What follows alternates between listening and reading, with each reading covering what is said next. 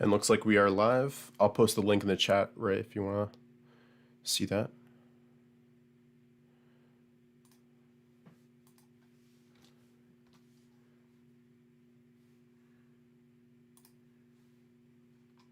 I just muted the video.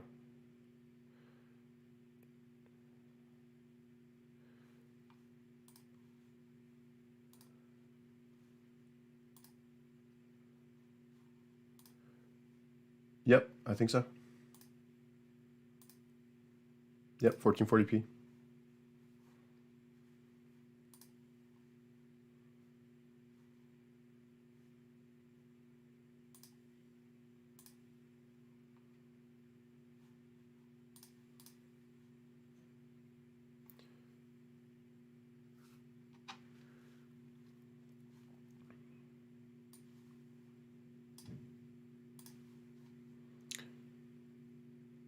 What? Up to you. Yep, people are in chat. Yeah, let us know if you can hear me and Ray.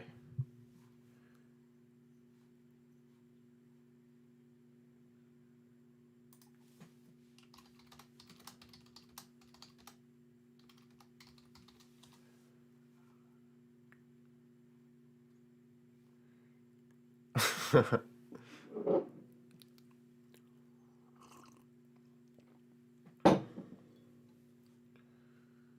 right, we've got 9 people. Nice, nice.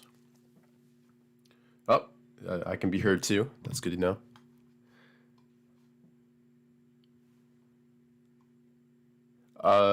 Ray, can you say something? Ray? Yeah, I think they heard you before. Yes, Julian. Yep.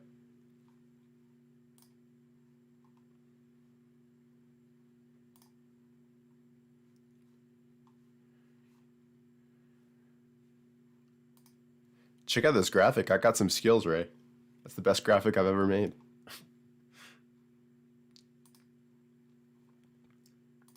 It was a template, but yeah, I'll take credit for it.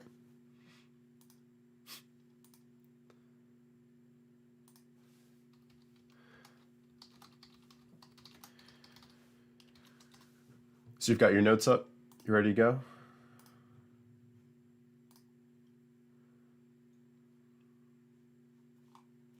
The main. Not yet. We're still like 10 minutes away, so if anybody has any questions before we get started, let us know.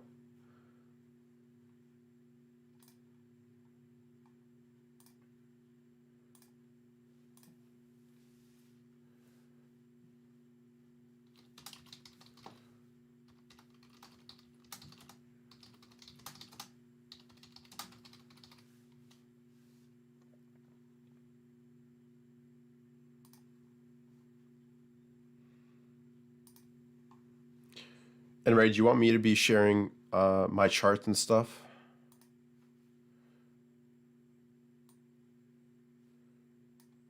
Yep. Yep, sounds good.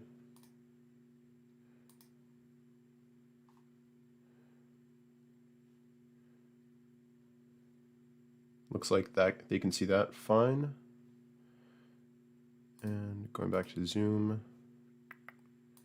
There we go.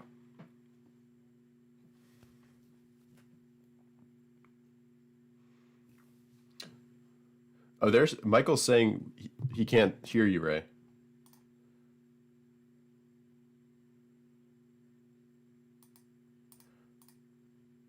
Guess I have to take a seat. No, So do you guys hear me now?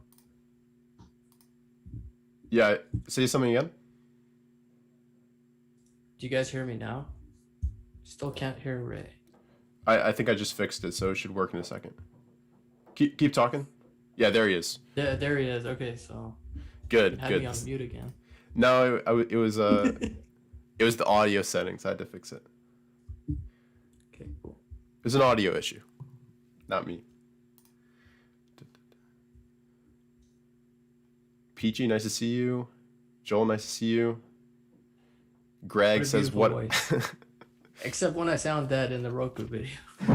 You didn't sound dead. It was fine. That's just how I sound, right?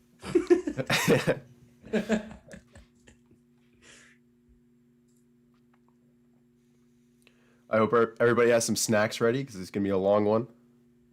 Yeah, Snacks and water. This is gonna be fairly long. It took what 90 minutes to plan it. Yeah. 2 hours. Yep.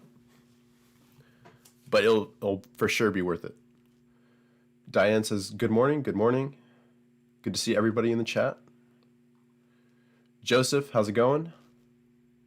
Greg says I haven't eaten breakfast. Well, come on. He probably swam like 50 laps already today. Or dove off did some triple flips. Oh, he keeps his toe in a bucket of water.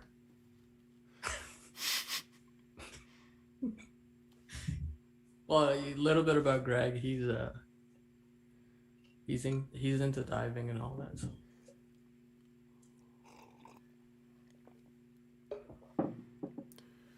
Breakfast and latte ready. Awesome. So to answer that question on follow through day. I'll bring up the NASDAQ. Can you bring up the market volume page? Yeah, I'll bring that up. Actually, can you do that and share your screen? Yeah, I can do that.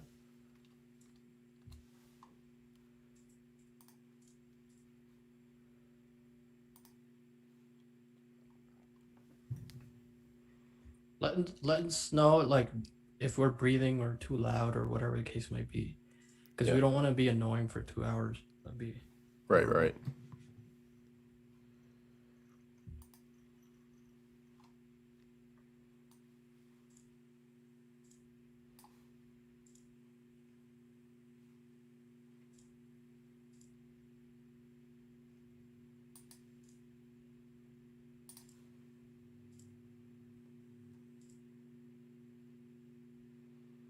I want to view side by side. How do I do that?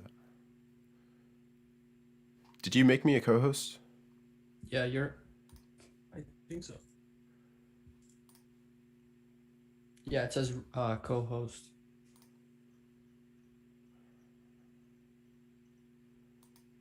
No, that's not what I wanted. I want to show up on the side. Uh-oh, Paul's here. How's it going, Paul?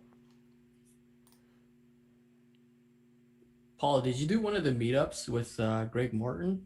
Or did I just see someone that just looks like you or something?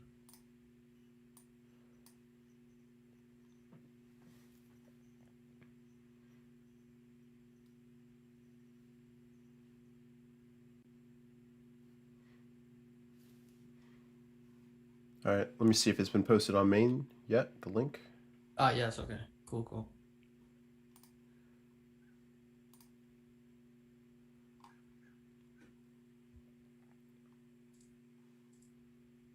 So volume on Friday on the NASDAQ ran behind. So that automatically doesn't matter. Doesn't matter what the percentage gain is. The follow through day criteria is not met. So whoever asked if Friday was a follow through day in the queues, no, because the volume on the NASDAQ ran behind the prior day volume. That's one of the criterias.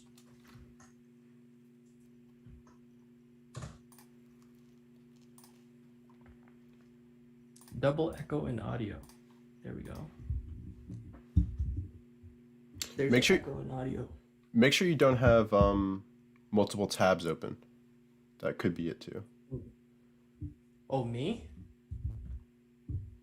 I don't hear any I have echo, the line. so Yeah, maybe we don't hear it. They hear it. Who knows?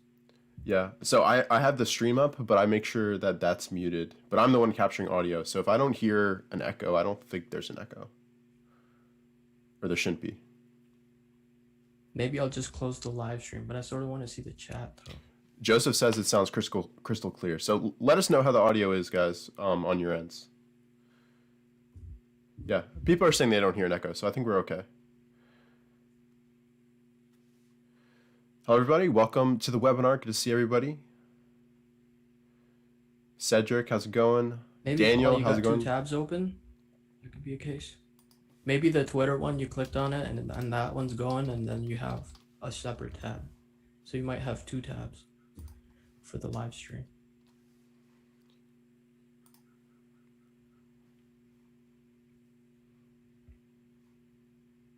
I think Nick might have posted it, so 56 people.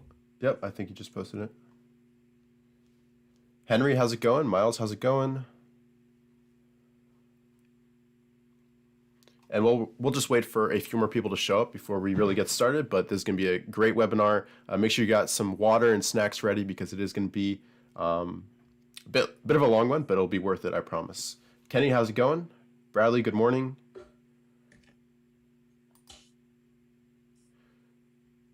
Philip, how's it going? Ross is in the chat. Ross is probably going to have it up while he's working on top 10. Right.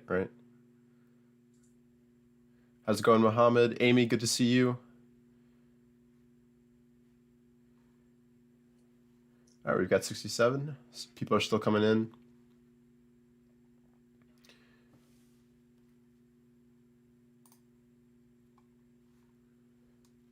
Hey, Glenn, how's it going? Good afternoon.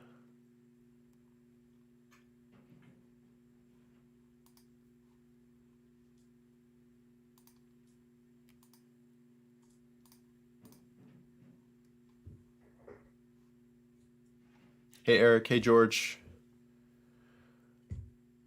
Somebody asked if there's an outline. The agenda pretty much is what we see, what you can see on the screen here. We'll go down this column and then down to this one as well. Hey, Mark, how's it going?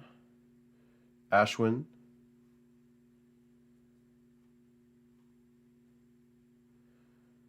All right, Ray, we've got 70 some people here, so really whenever you're good to get started is good with me. Okay. So the agenda for today is going to be about sort of, it's very broad. Well, though we say trading rules, there's a lot of things that come within the trading rules of domain. One of the first, what we'll cover is a little bit of, mindset is what I'm going to be harping on. Richard's going to be talking about, entry, buy rules, sell rules, how you manage the position, how you deal with earnings, what happens if you're caught in something that's gapping down on you, what do you do in those situations, what your stock selection should be, and knowing where you are in your journey you will have different rules to sort of guide you. So if you're 1 to 7 years, you're probably still seeking consistency in the markets, whereas if you're past, you've achieved consistency, then you sort of move on to the performance phase. At that point, you have rules in place and you've sort of tweaked those rules over time, and now it's time for you to start compounding gains in the market. So it's a twofold formula. It's you can't skip the first step and go right to the performance phase. You just can't. That's not the natural progression of a trader when they start the journey from being a very novice trader to building those rules over time, achieving consistency. And that transition from consistency to performance has to be a natural one, and not one that is forced, or not one that you can just flip a switch and say, now it's time to perform. So we'll be covering a lot of different aspects on, what it takes to be a trader, and how your own journey is going to be very different from someone else's journey. So that's what we're going to be talking about, and there's hundreds of topics that fall within that sort of domain for this webinar. So ask questions along the way, and we will answer questions, and then we'll jump into topics. We'll answer some more questions, and we'll sort of keep it free flowing. it might be a little bit all over the place, but all of the content or what we're talking about is going to be, you want to be making notes on that so that you could, you could go back, internalize what you've picked up from, sitting here and seeing us talk about it, and sort of making all that your own at the end of the day. That's where that's how that's how you develop yourself as a trader. So I guess Richard will get us started with a poll that he did on his Twitter feed, which was very interesting. So, Sure. Richard, Yeah, so this is a poll I've done a few times before, but I think it's always interesting to see the results. And basically, the first one I posted was the bottom one. Do you have a written trading/investing plan? We've got over 63% of people saying they do not. And then I post a kind of corresponding poll. Do you think written rules and investing plan helps improve performance? And overwhelmingly, basically 85% of people said yes. So there's obviously a kind of discrepancy here between the two different polls. Most people do think it would help, but a lot of people haven't committed the time and effort to actually codify their rule set to basically improve their consistency. So this is kind of the whole purpose of this webinar, is to help you guys develop your own rule set if you haven't developed one already. And if you have, maybe to add a couple different conditions based on all the different topics that we'll cover today to improve it and basically allow you to increasingly become more consistent, profitable, and ideally improve your performance. So I think this is a very telling poll here. And hopefully, if you don't have a rule set after this webinar, you'll be well on your way to writing your own, and hopefully that will translate over to better performance in the market. So I guess that's kind of what I wanted to start with, and hopefully this webinar will help you out. So I guess we could, what are rules? What are we trying to accomplish when we say rules? What does it do for us, right? I guess we could start there. So rules are basically an agreement that you have with yourself. It's a commitment that, if you follow a written set of rules and you treat this as a business and not a game, it will allow you to lower your emotion, lower your biases, not eliminate them. Emotions in the market can't be eliminated. We're all emotional. But rules allow us to seek consistency in a emotional state, if that makes sense. So that's, they allow us to, survive in the stock market for a longer time. And it's all about survival. If you survive through the consistency phase in the markets, which is basically, 1 to 5, 1 to 6, 1 to 7 years, then you have a chance to get to that performance phase where you can compound gains. Now, for some people, that 1 to 5, 1 to 6 years can be a little bit short. I'm just generalizing it. I'm giving you, the tops line.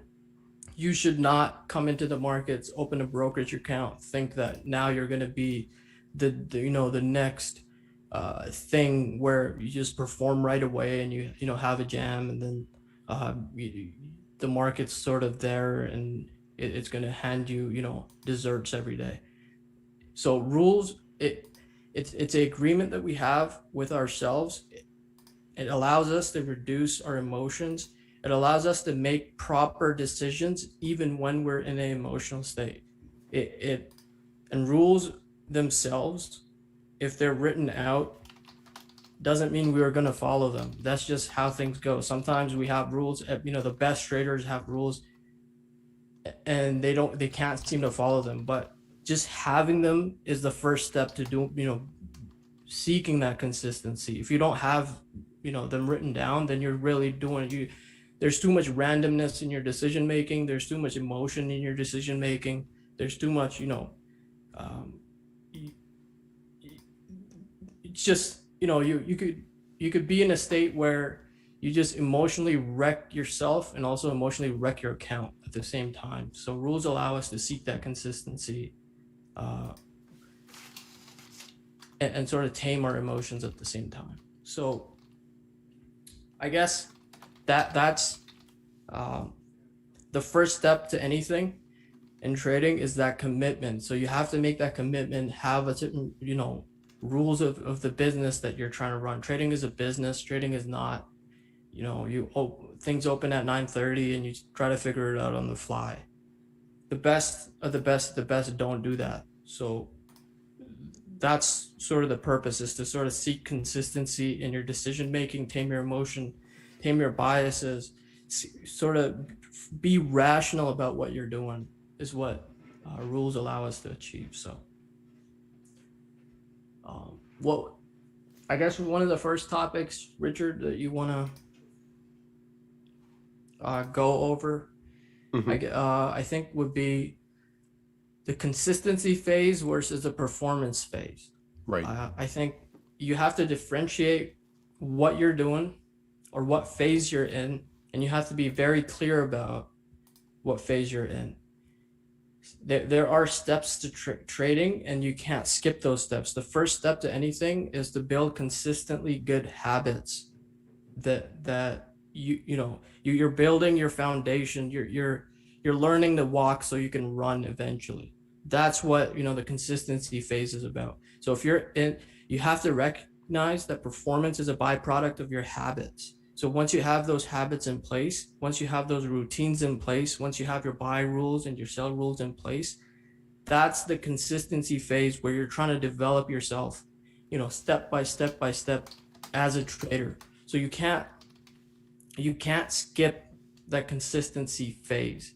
As much as I would love to, sell you a dream and say that you can sign up for something and you'll just be instantly, you'll just be a very great trader all of a sudden. No, that's just not going to happen. You have to sort of go through that consistency phase where performance is not the goal. The goal is to have a routine, have habits, have something that you do. So trading is a lifestyle at the end of the day. So you have to do things consistently to be great at anything. You have to do those things consistently. So the consistency phase, if you're within that 1 to 5, 1 to 6, 1 to 7 years, you're still trying to figure out, how do I get a consistent return from the markets? How do I sort of build upon myself day to day, week to week, month to month, and sort of achieve that consistency where performance is not the goal at all. The goal is to achieve some sort of sanity so that you can train your emotions to see the market rationally. That's what the consistency phase is about. So knowing what phase you're in, and at TL, what we say is there are two phases. There's a consistency phase and there's a performance phase. You can't go from, you can't just go straight to performance. Even if you sign up for TL or whatever the heck, any other service out there, does not matter. You have to go step by step. It's sort of your own personal journey, and you have to build yourself upon yourself. So there's a lot of you in what you're doing in that phase. So a few things that we've written down in our notes here for consistency phase is building good habits. Performance does not matter in the consistency phase. Try to avoid emotional decision making. That's what you're trying to train your emotions. You're just learning to walk. You'll fall a couple of times. You'll bruise yourself. Hurt your emotions.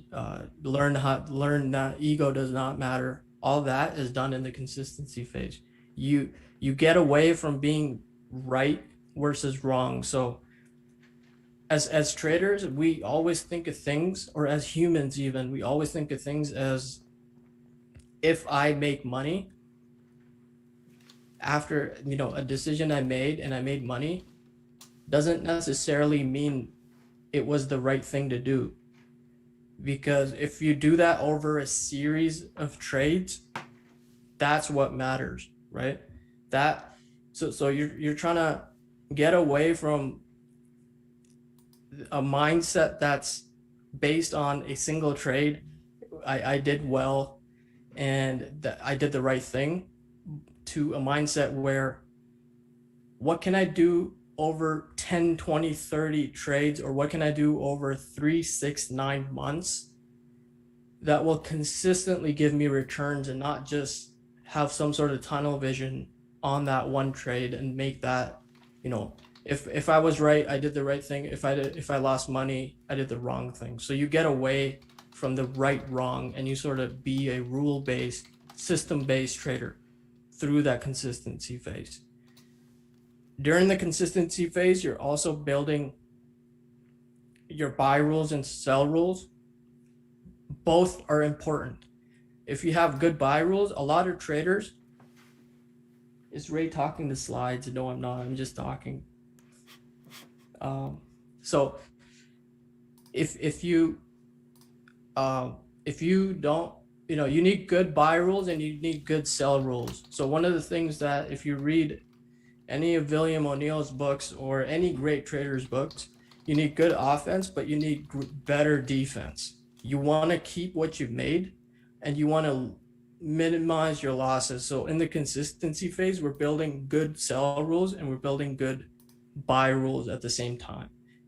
We're learning to walk. Again, I'll keep repeating myself so that you guys can really understand what it means. This is all about you. There's nobody else. It's your money, your account. It's just you. So those are the points that we have written down. So some of the other things, I guess, in the consistency phase is you want to be a little bit black and white in your approach. When you're learning to walk, you just want to put the first leg forward and then the next leg forward.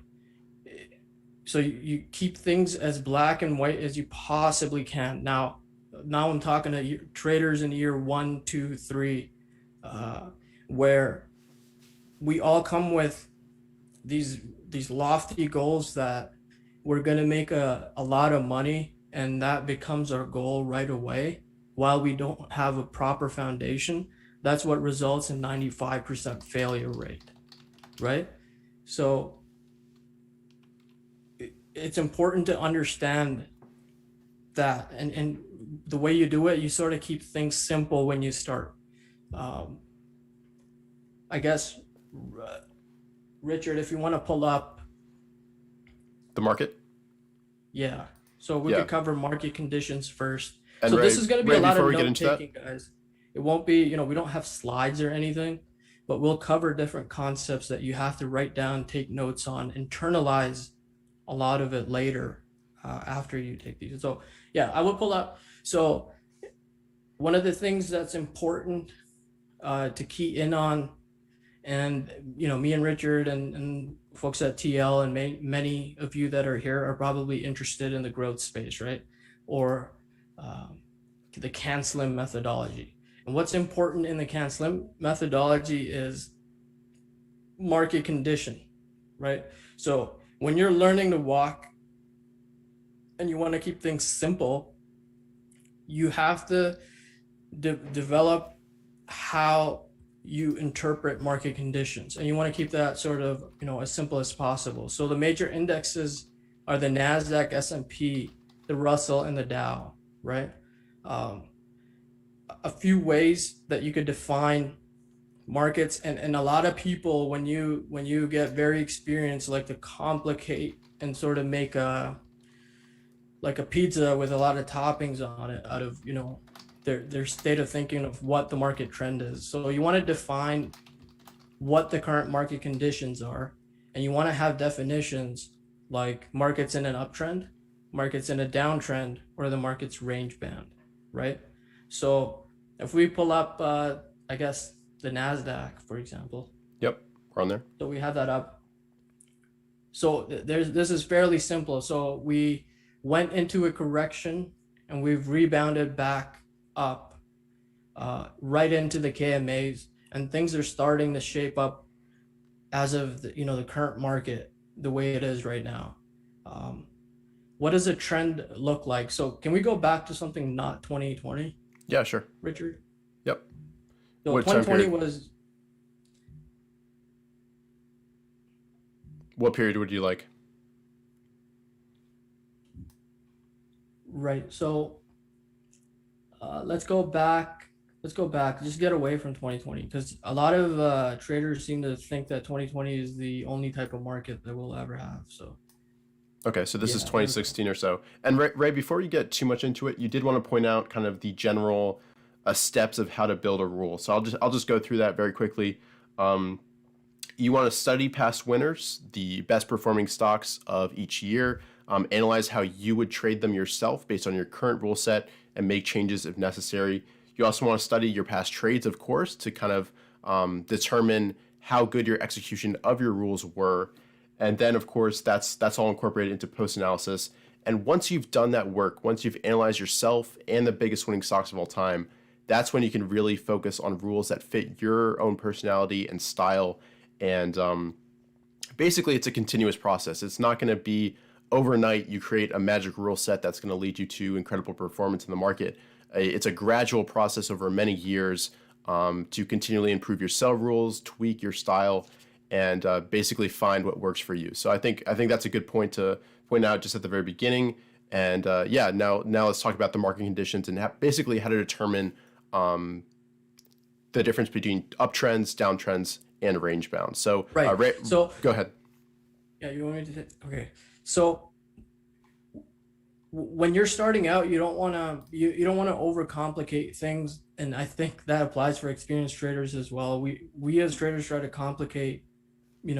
We have to seek clarity in our thought process. The more we do that, and we come about that, become about what is the market doing, what is leadership doing. That's all that matters. So if the current state, if we take the chart on the left there where the market is below its KMAs, that's a market that's under pressure, right? Right. And that you can part of it that we'll cover later on is the daily routine, where nightly you sort of sit down, you start with the market conditions, you start with what leadership is doing, and you sort of write down what is the market doing, right? So in that state where Richard's mouse is, the market is up and down, up and down, up and down. There is no trend there, right? Right. From an index point of view, there is no trend. So if the market's under pressure, you should have your decision making might be a little bit different. The set of rules, your profit taking rules, your buy rules might be a little bit different. In a downtrend, whereas when we're in a very good uptrend that's developing on the right side of a chart, for example, then you might have different buy rules. You could be a little bit more aggressive because you have the markets behind you. So market conditions are important, and the way I think many of the traders that are in the consistency phase should define it is very clearly, like, is the market in an uptrend, is the market range bound, or is the market in a downtrend? And Right. that one of the ways that you could go about it, you could use maybe the 21 EMA. If you slap the 21 EMA on the NASDAQ, if you're a very growth oriented trader, just smack the 21 EMA. It's the purple line here. Yeah, so the purple line there. So when the market trends, it's likely to be above, for starters, above the 21 EMA, right? Or the 50 SMA. If we get a severe corrective state, we're likely to reclaim the 21 EMA first, and then we reclaim the 50, right? But when the market trends, your 21 EMA is always greater than your 50 EMA, and that's sort of, you're seeking clarity in your thought process, and you start with the big, the M in CAN-SLIM. What are market conditions? You define market conditions, and that's something you could do in your daily routine as well. That clarity will allow you to then execute differently in different market conditions. If you think that you can just wait for the markets to open at 9:30 and you'll figure it out on the fly, you won't last. You'll become the 90% or the 95%, whatever that stat is. You'll become that and you won't be successful. So consistency phase, one of the first things is you want to seek clarity on what market trend is. Market trends either up, market trends either down, or market trends under pressure and mixed in a range bound, very emotional, high ranges. So doing that and writing that down on a nightly basis, just writing it down will allow your mind, your psyche. So when you go back to sleep, everything is, so trading again is a lifestyle. It's not, I will open up the computer, numbers will pop up, I'll buy a few shares, try to make money. That's a lot of the prep work is done when the market's closed, when our emotions are not there anymore. Things slow down because price is not moving, right? So when price is moving, our emotions go up. So if we have rules in place that allow us to sort of execute in that emotional state, that's what rules are. So consistency phase, one of the first things you want to do is define your market conditions. At your market conditions, you're going to be uptrend, downtrend, under pressure, or range bound.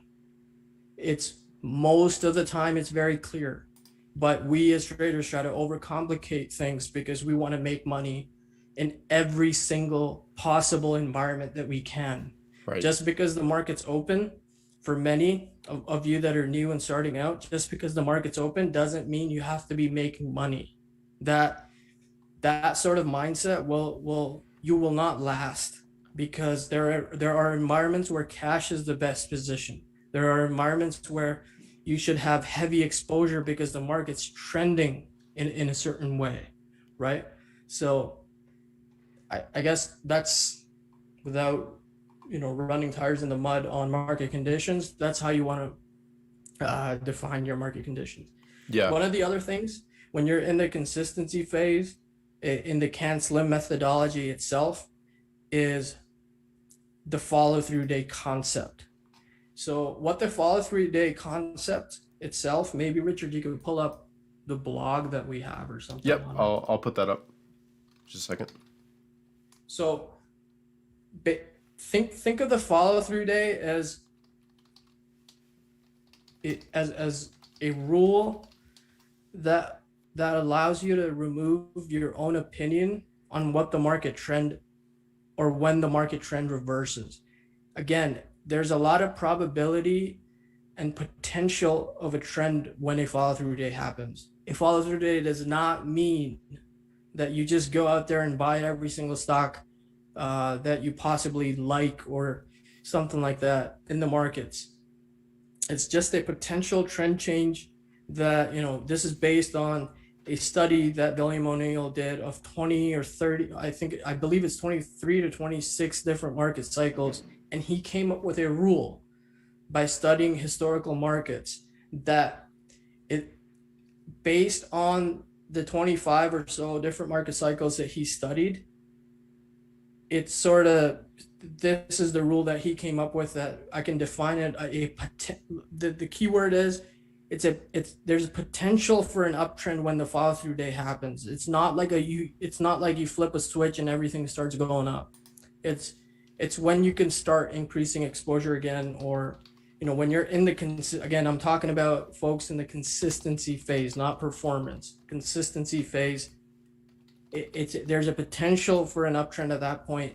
You have to still go back, look at leadership, what it's doing, what leadership stocks are doing.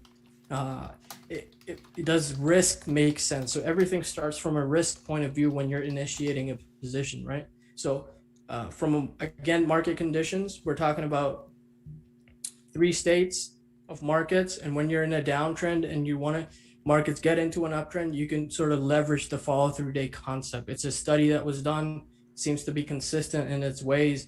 Now you'll hear a lot of people say follow through days fail, follow through days don't always work. But if you study what was said in the book, it says it's a potential trend change in the markets. There are no guarantees in the market. There is no signal that will say, here you go buy it. If that was the case, we would all be coding algos and not even sit at our computers, and we would have a source of income, and we could all be lazy and wake up at noontime. That's just not how things go. So it's important when you're studying a concept to look at it from a these are just probabilities. Everything that you do in the market is a probability, not a certainty. So you have to differentiate your mindset to say probability of failure always exists in any decision.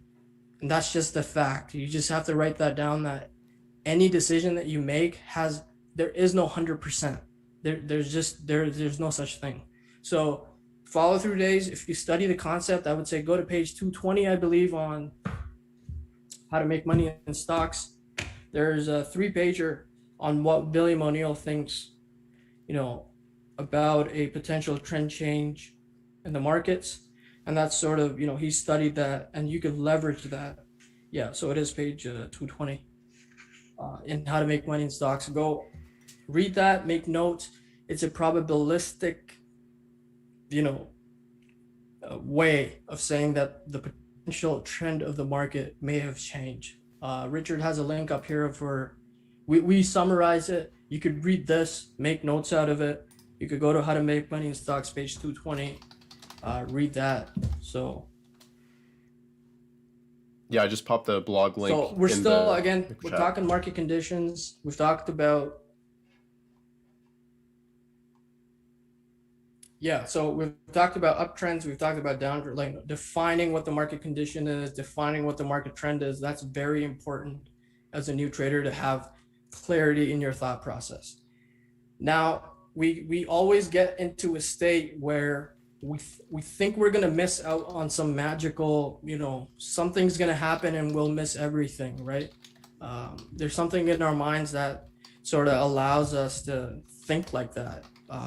There's something also in our mind that allows us to think that just because the 9:30 bell rang, we're supposed to be making money all of a sudden.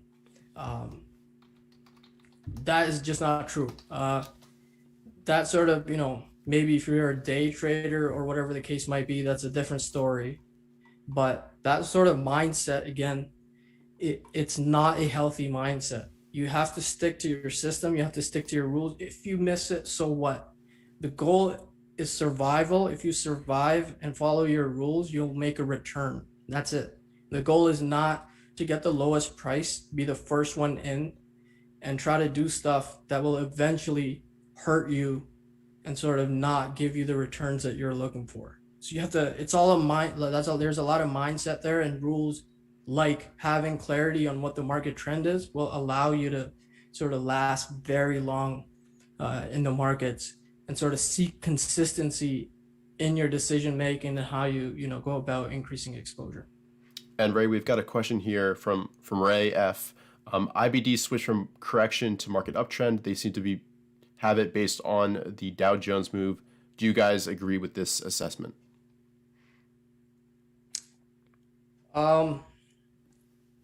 I can't disagree with IBD. So basically, what they're saying is the Dow, there's a lot of rotation in the markets. At least that's how I interpret it. Maybe it's a better question for Ed Carson, if you guys follow him on Twitter. He sort of does the write-ups. He can get really in depth to why the decision was made the way it was made, but the Dow being at the at the highs and the S&P as well being at the highs, they sort of reverted back from it was really a NASDAQ market in correction, right? It wasn't a market in correction, it was a NASDAQ market in correction. So when they saw the NASDAQ lifting with the Dow going up all-time highs and the S&P near the all-time highs, that sort of doesn't hold up with the statement of the market is in correction. It was sort of, if you want to read into it a little bit, the NASDAQ was in correction, right? So again, correction, no correction, under pressure, no under pressure. I'm pretty sure all of you felt that in your portfolios anyways, right? Yeah. So you still have to look at it from a leadership point of view. So a lot of people tend to confuse the word leadership. Maybe we could talk about that a little bit here. Is leadership, there are two types of leadership stocks. There's price leadership, and there's price and fundamental leadership. So true market leadership, or any of the stocks that would make, they would call them the model book stocks, those have fundamentals and prices leading. Those are your true market leaders, or the model book stocks. So don't confuse or at least I try not to confuse, or try to tell people not to confuse price leadership with price fundamental, price dash fundamental leadership. Leadership is twofold. There are two aspects to it. It's a price aspect to it, and there's a fundamental aspect to it. So oil stocks moving up with zero growth numbers, that's the rotational aspect. Now you have to define what you're good at in the markets, and what type of trade. I guess I don't like to say that often, but like, you can't be a jack of all trades, right? You can't be, I want to trade oil, I want to trade bonds, I want to trade futures, I want to trade the options market, I want to trade the stock market, I want to be I want to chase go in a rotation right before it happens, get out of rotation, come back to growth stocks right before it happens. It's just, you're just you're making it harder than it really is at that point. You can't be a jack of all trades. That's lesson 18 on another book that William O'Neill has, is 24 essential lessons for investment success. So don't be a jack of all trades. Know your game, sort of stick to that game, that sort of vision where you want to trade bond, commodities, oil, gold, silver, stock market, growth market, oil market, retail, non-growth stocks, growth stocks. At that point, I don't know what you're trying to do, but maybe sort of, find your space. There's a time in the market where I sort of look forward to, the NASDAQ was under pressure. I got kicked out of my positions. Now I can build mental capital. That's what I choose to do. Now, if your goal in the markets is if it opens every day and you have to make money, that's usually not the best idea. But that being in that sort of state, well, your decision making will be bad, and I'm sure many of you that are doing this are not, you have jobs on the side and you're doing this as a source of income, or an extra source of income. So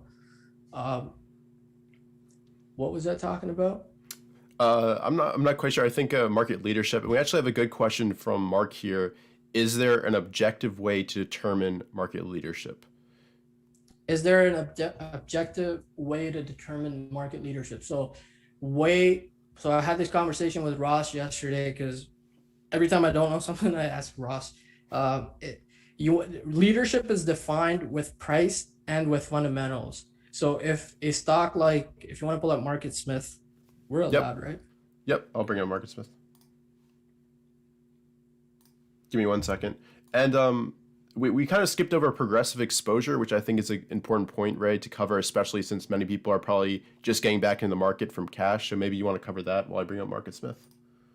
Yeah. So progressive exposure. So let's say you one of the first things that you have to see clarity on is your portfolio. How many positions can you manage at a given time? So that's very different. If I can manage, say, 10 to 12 positions, then I'll go with that. If I can't manage 10 to 12 positions, then, and I can manage 7 to 8, then you have to go with what you can manage at a single point in time. And that's how portfolio allocation and how you build your portfolio from cash to increasing exposure. There should be some sort of method that you have in place, but the first question you have to answer is, how many positions can I manage at a single time so that I can take care of what I have in the markets, or the dollars that I have in the markets? So if that's 5 positions, then you can manage 5 positions really well. Then you have to answer that question for yourself. If it's 5 to 8, then you have to be doing that. For me, it's anywhere from 8 to, I try to keep it below 12. Now, in certain market conditions, I will scale on, I have rules in place that if I feel portfolio pressure, I have to scale a third on a particular name. Then I do that and I get extra cash and the market keeps going up, then I want to put that cash to work. In those situations, which would be, again, a 2020 type situation, I try to put, I was pushed towards that 12 position mark. Now, not all markets are going to be like that. So for the first question you want to answer from from a portfolio building point of view, or the way you should go about building your portfolio, is how many positions can you maintain at once. Now, let's say we have 100% cash as of today, right? Again, cash is still a position. You have to think of cash as a position. Cash does not mean you're missing out on anything.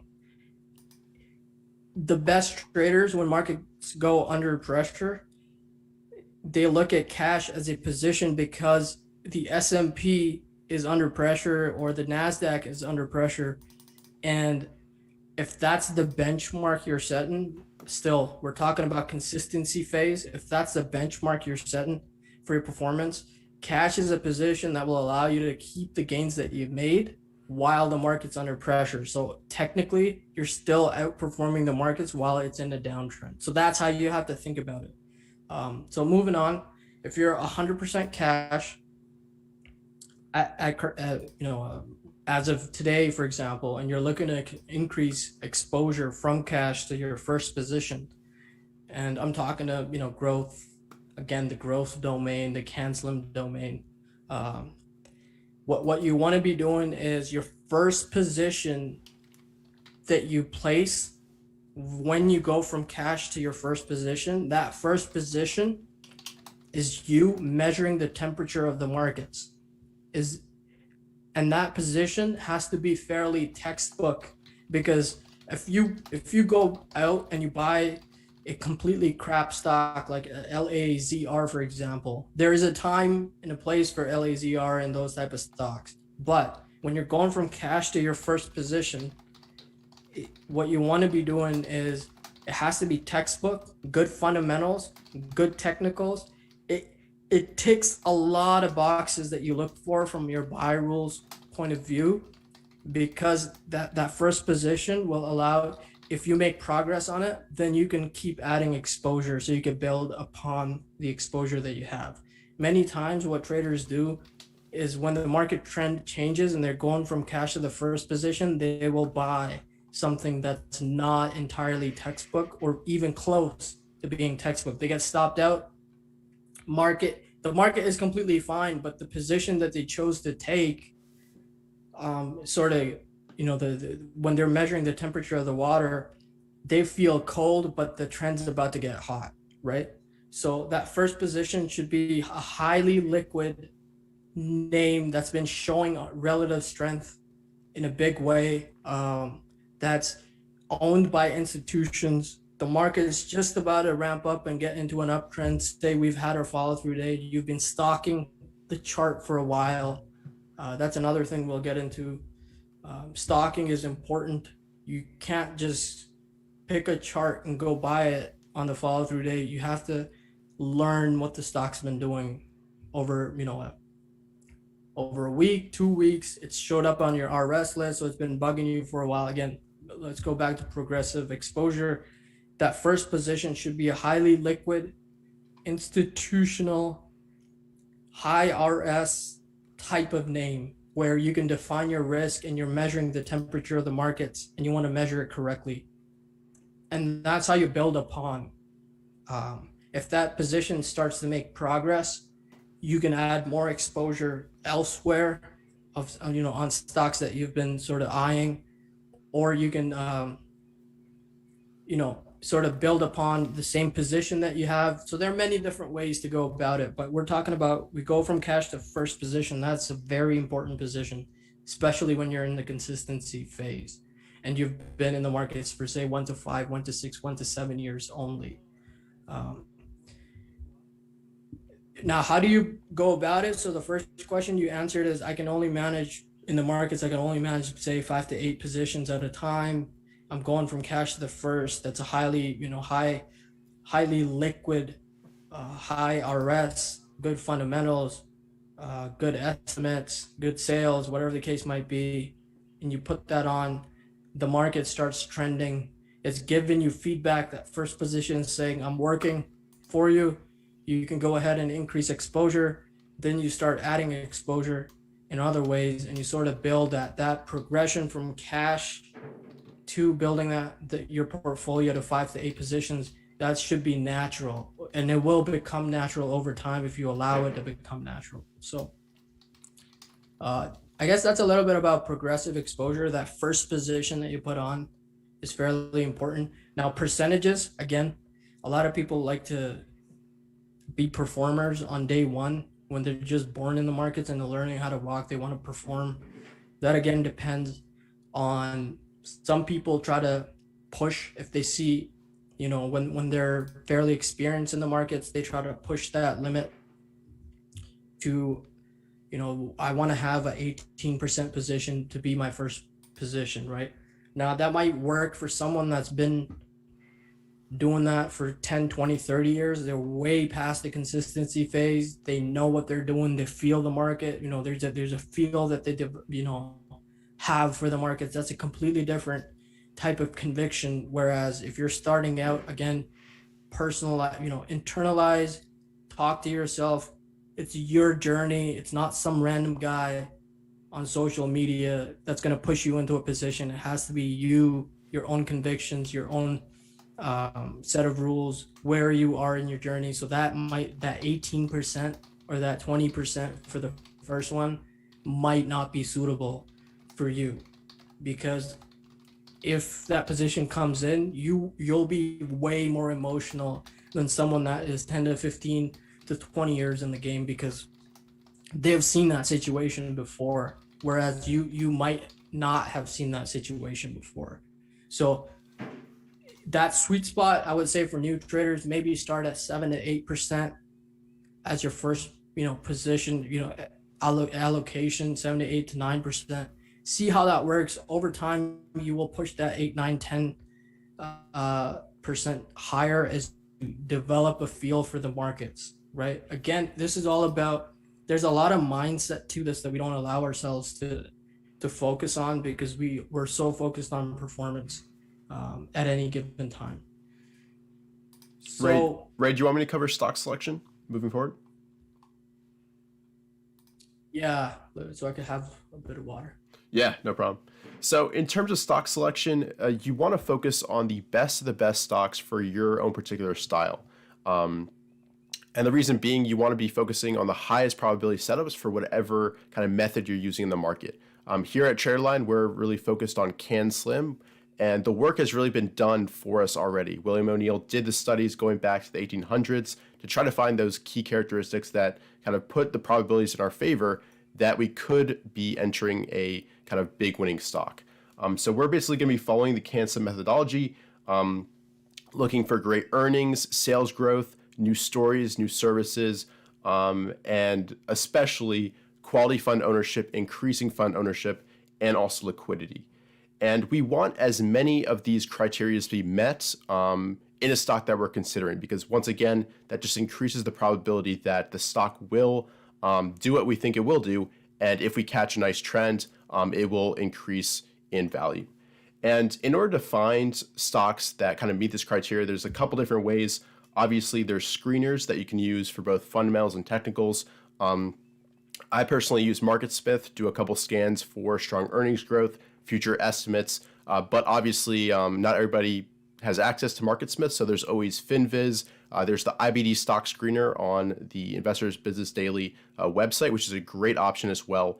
And you basically want to find a pool of stocks that have high quality CAN-SLIM characteristics. And from that point, you're going to narrow it down from those high quality fundamentals to now also looking and making sure that the technicals line up with those strong fundamentals. So we've got a couple different screens here that we've noted down. You want to look for 52-week new highs. That basically suggests that a stock supply and demand characteristics are up to par, and basically once a stock hits a new all-time high, it can very much trend much longer than all of us think. And you can also look for 3 weeks type patterns. That's a good kind of institutional footprint. High volume breakouts from proper sound bases is extremely important. And it's important to keep in mind that we buy on both fundamentals and technicals, but we only sell on technicals. And we'll get into sell rules in just a second. But it's extremely important to keep in mind, because often the technicals will fall apart and deteriorate a little bit before the fundamentals start showing signs of slowing down. And we'll get into routines in just a bit, but the important thing is consistency. If you're running fundamental and technical scans, you want to do it every weekend to build your focus list. And also in the evenings, you want to build up that focus list and be ready for the next day and have your plan ready. So all you have to do during the trading day, if a stock meets your buy point, your entry setup, all you have to do is execute, check the volume, and if it matches what you're looking for, go ahead and pull the trigger. It's much better to plan everything out in advance, which is why it's so important to build that type of routine. So in general, in terms of stock selection, it's pretty basic. What we're looking for is strong earnings growth, sales growth, good estimates for earnings, as well as good fund ownership, increasing fund ownership, and high quality fund ownership in there as well. So that's kind of stock selection. And next up, we're going to be talking about entry setup rules. And Ray, do you want to take over, or do you want me to keep going? So one of the things that I want to add is again, depending on where you are in your journey, you want to be fairly textbook early on as you build your habits. As you build that experience, it's sort of like, you know, being an experienced basketball player or a football player. Then you're allowed to cheat a little bit. You could be, you know, a little bit early to increasing your exposure. You could be a little bit, you know, not conventional with your stock selection, because you see, you know, you've been there, you've done that, you're sort of in that, you know, you get this feel for what the market's about to do, or you just develop this, you know, the more you do something, the slower things get for you, especially, you know, from a sports point of view. The more you practice a certain art, those type of things will slow down for you very like, you know, over a span of few years or whatever the case might be. So initially, when you're seeking consistency, again, we're talking to traders, a lot of you are in the consistency phase trying to be hot shots. Don't do that. Go through the consistency phase, let rules develop. This is a process. There are no guarantees that, you know, you take that first step and that will be you doing 50% returns in a year.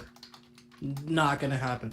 So again, stock selection, when you're starting out, keep it very, you know, pick a system and see it through, let it work, play small, build it out, and eventually you'll get that moment where things will start to click for you, and things will start to sort of you know, make sense, and you'll move away from a fairly textbook approach to more of an approach that's based on feel, what you see, how you interpret market action, how you see leadership shaping up. So all that comes within your journey as you keep going in the markets.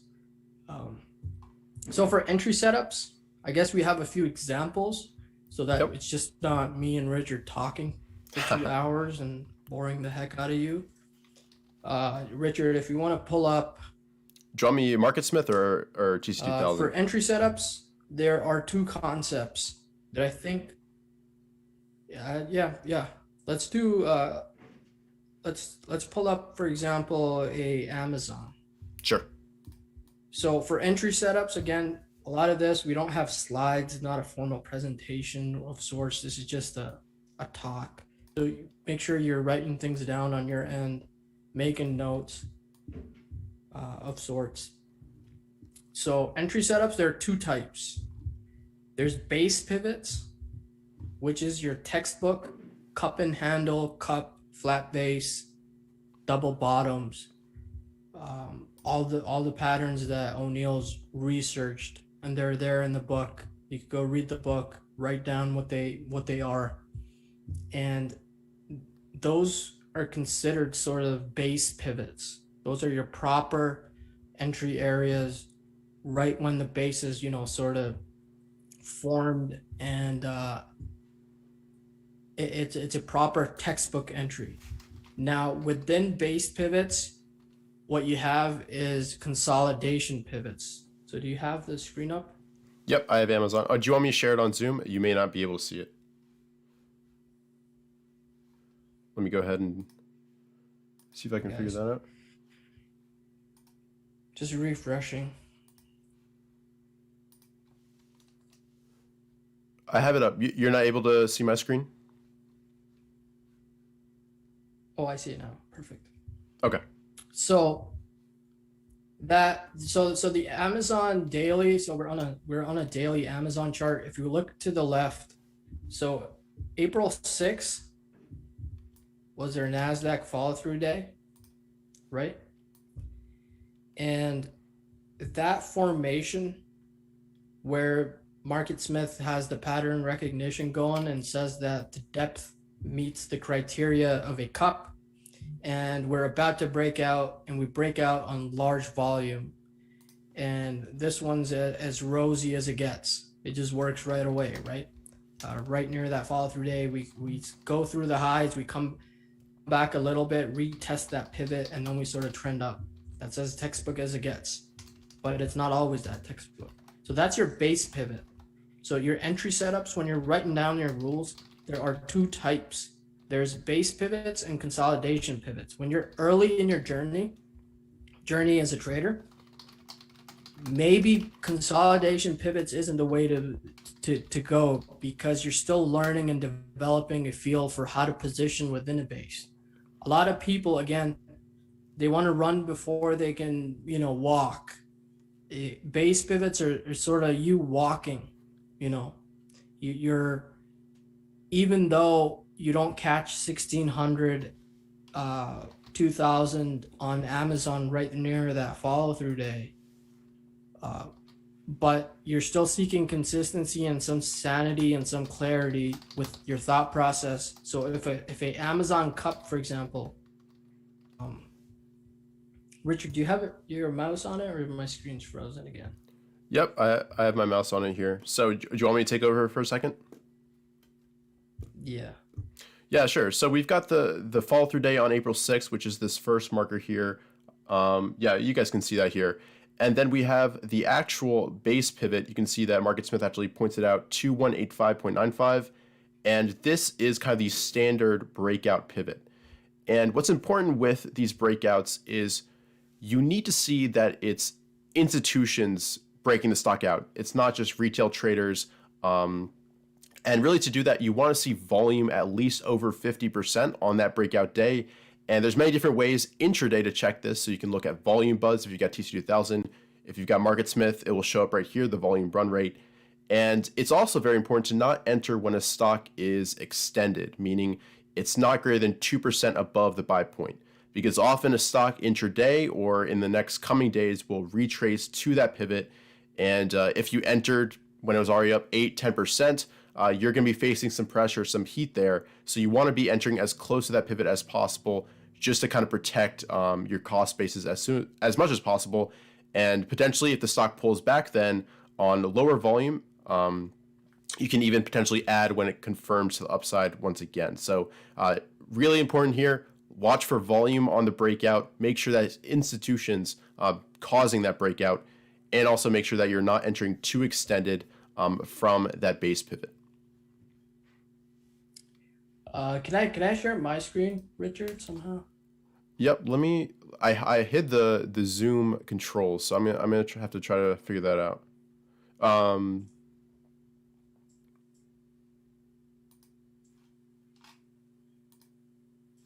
There we go. Okay. Yep. I'm gonna stop share, and you can go ahead and share.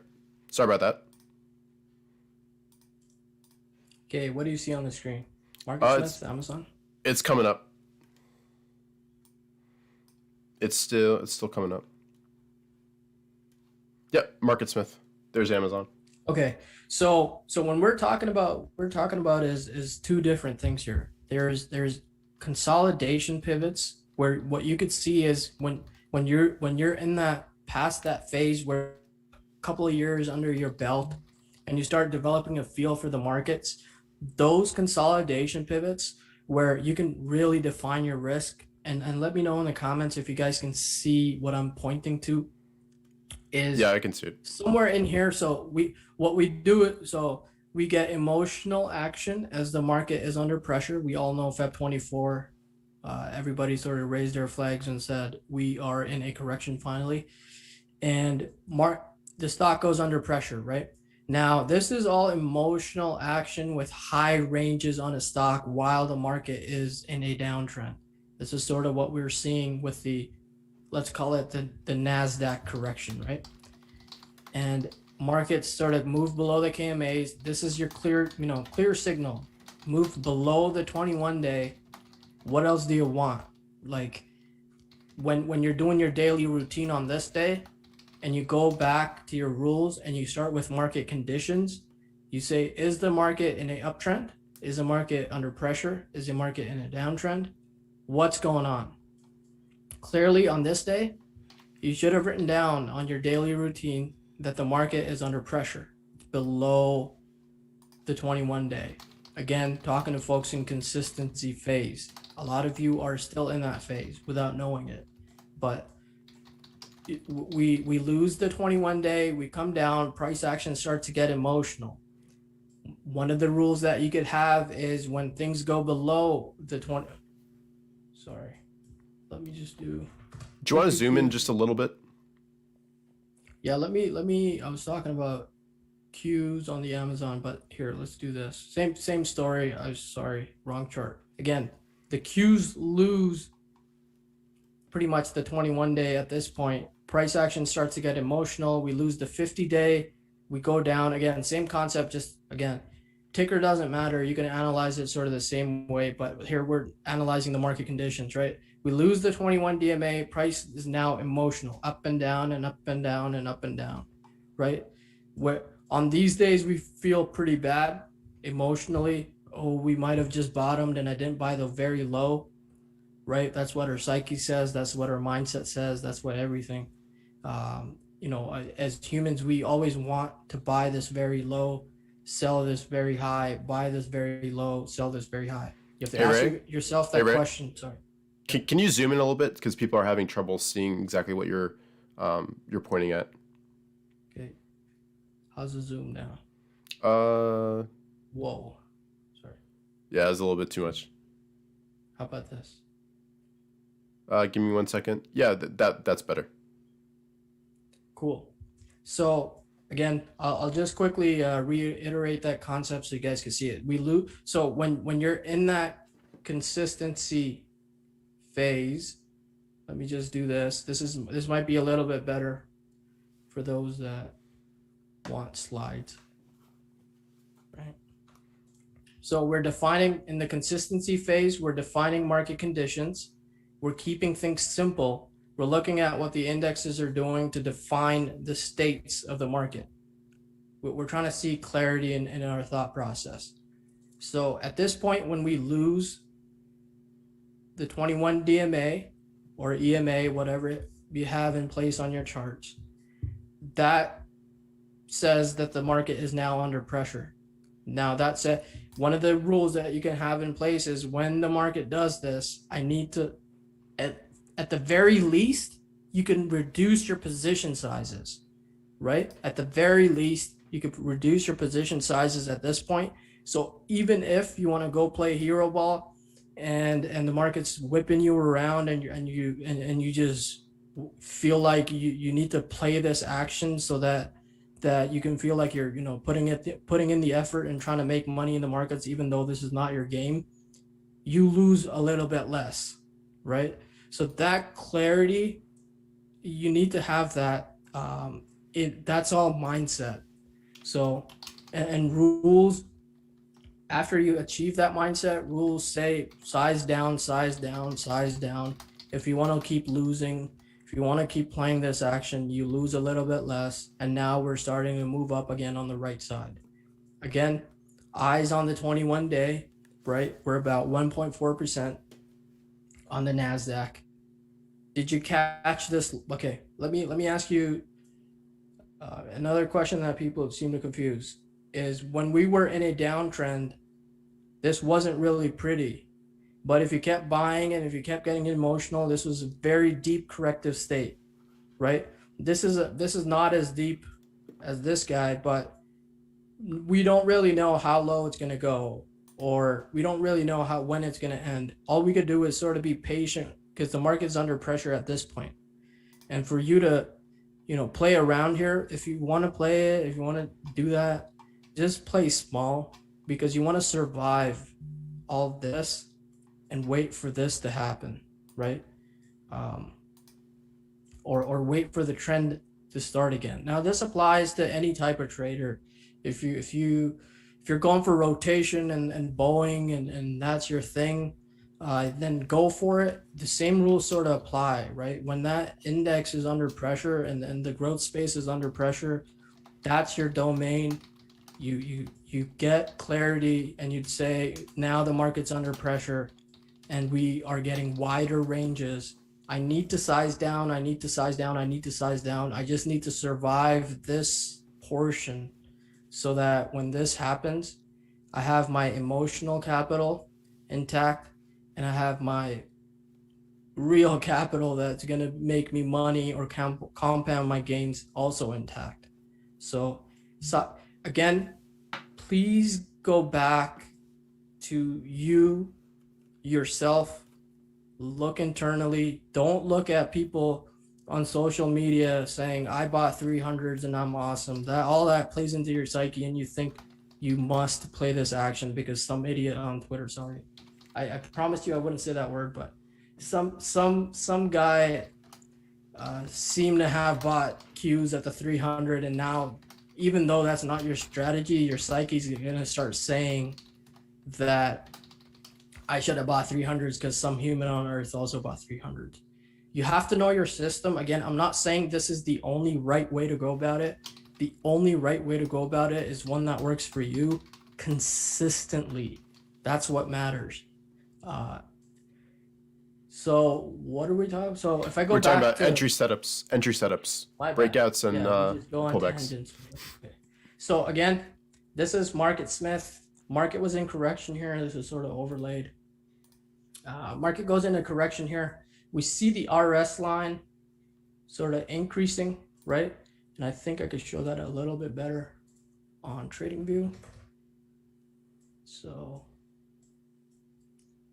here we go. And if you guys want to try out the RS line and the relative volume, the enhanced volume, the link to that I'll put in the chat in just a second. So market is under pressure, and it was Feb 24 where we planted our flags and said market's under pressure, something's not right. A liquid leadership stock with good fundamentals in Amazon gaps down, and now we're all cautious. If you want to play this action, though this is not your job, and our psyches want to play this because we want to really buy it here and we really want to sell it over, we want to buy it here, we want to sell it here. If you want to do that, just play small, very, very small, so that when all of this is over, all this downtrend is over, you still have something from an emotional point of view. A lot of people lose here. Just nobody wants to say it, but a lot of people lose here. So just when we have that market definition, so entry setups, we see this at TL, we have two types. We have consolidation pivots, that's within the proper base. So this is a cup formation, and emotion goes away. So these are wide ranges, and liquidity comes back to the markets. Institutions now, you see how price ranges from this point versus this point, they're very different. Emotion goes away from the markets. We right about April 6th is sort of when the canceling methodology says we have our follow through day, and even that is a consolidation pivot. So you want to define your entries. If this is a consolidation pivot, maybe you put on a smaller entry at this spot, moves up, right?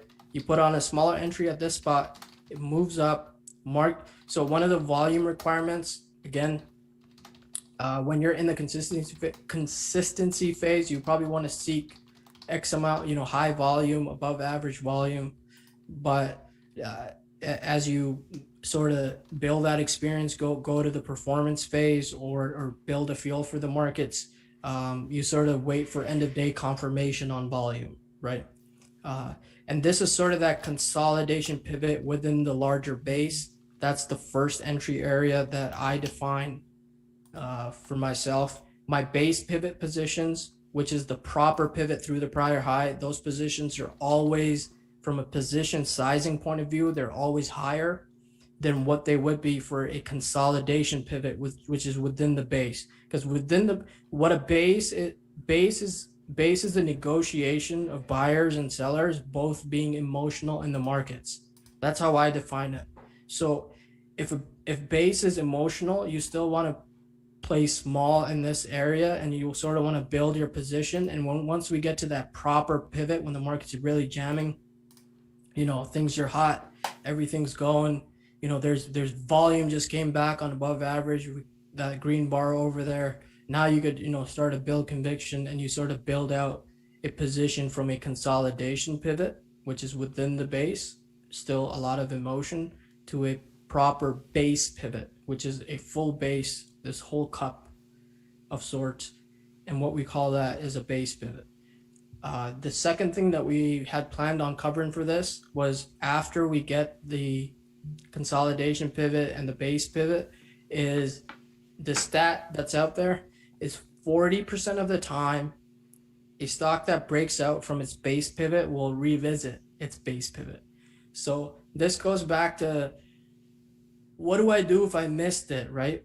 One of the rules that you can have in place is, if a stock goes above 2% of your defined entry area that you planned on when the market was closed, when things were, that this is after hours in the evening, when you're a little bit cool about what you're doing rather than a little bit emotional. Everything you do in the market should be planned. Nothing that, we're already emotional when the 9:30 bell rings. And if we keep doing, if we go out there and try to perform without a plan, we're adding more emotion to our game.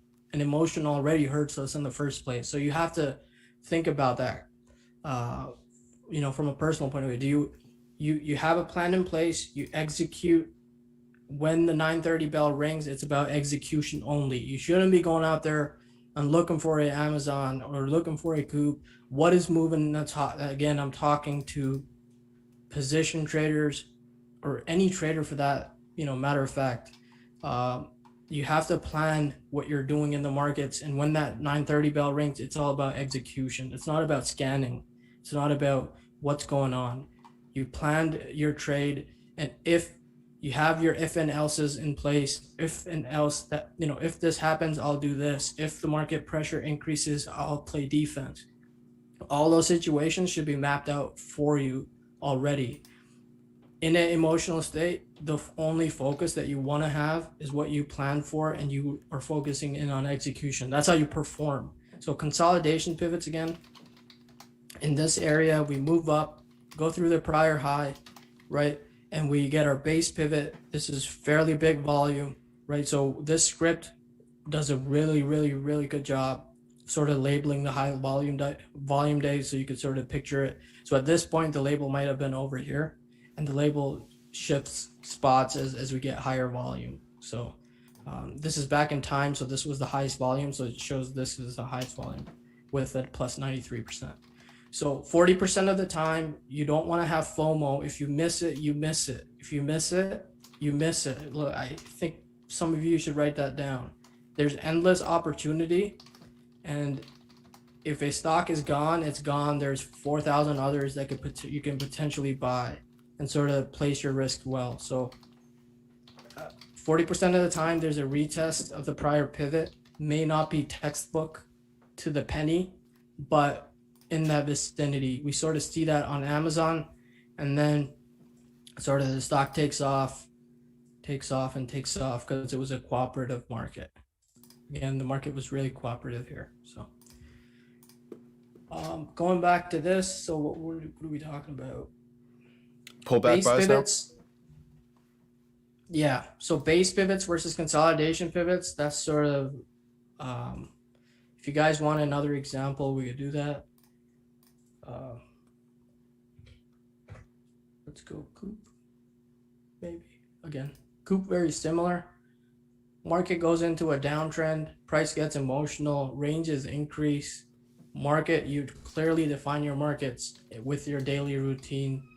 You know what the market trend is. If you want to play this, again, from a fundamental point of view, Coop is a fairly strong stock, even though TradingView doesn't seem to think so. So let me see. Again, quarter over quarter sales, EPS, return on equity, just their most recent quarter wasn't the best. So, but that point in time, if we go back in that point in time, it's a fairly strong fundamental stock at this point. So that takes the fundamental. Again, you see how this forms the right side. So right now in the markets, this applies really well.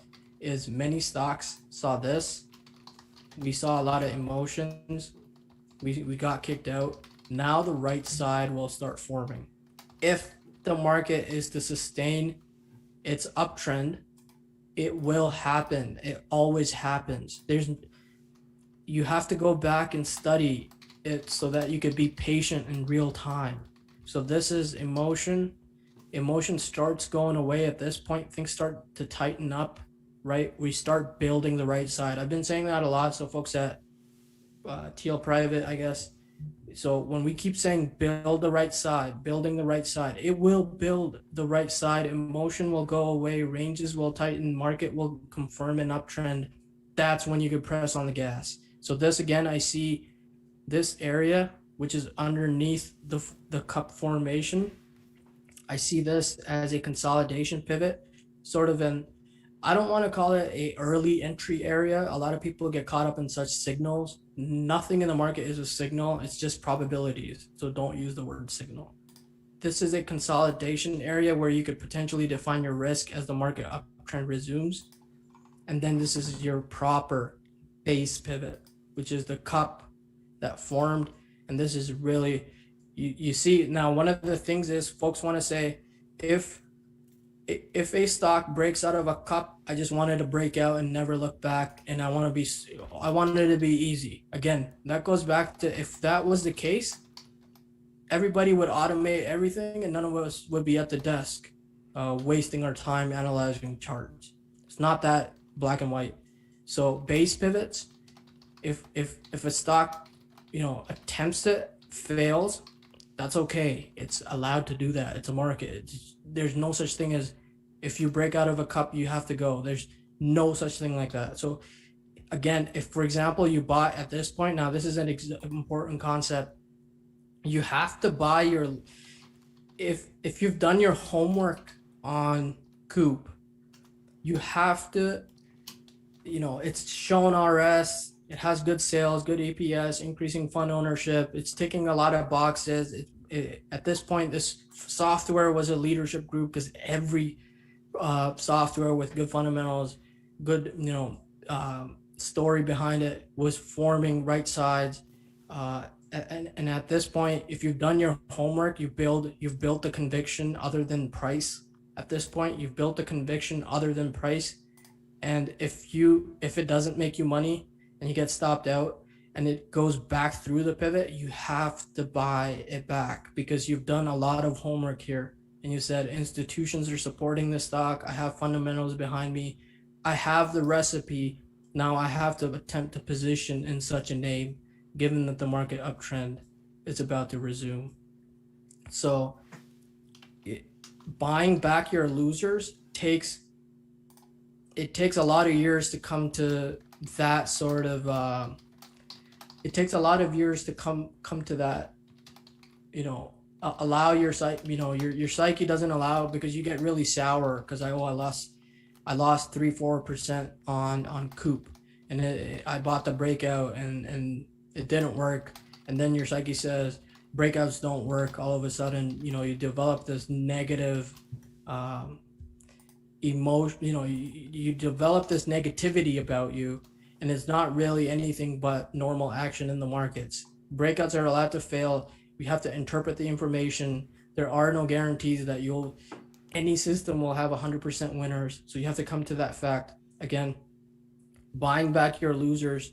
If you did that at this point, that when I'm saying buying back your losers, I've studied so many stocks that I went sour on that kept moving, and if I bought them back at the proper pivot, or bought them back through the consolidation pivot, eventually I would have made a solid amount, a solid percentage on them. So that again goes back, study your past. We'll get to that later. But that's important. Buy back your losers, buy back your losers if they exhibit such actions. So breakout, you see the volume on this day was right about average, above average. Breakout failed on below average volume. If you bought the high of the day here and it's outside your risk appetite at this point, then volume comes back in sort of this day, or it comes right near the pivot this day. So this day really, if you got really sour on this stock and it starts doing this, you sort of have to buy it back, define your risk at the prior base pivot, sort of see if you could do something like that. Again, there's no guarantees.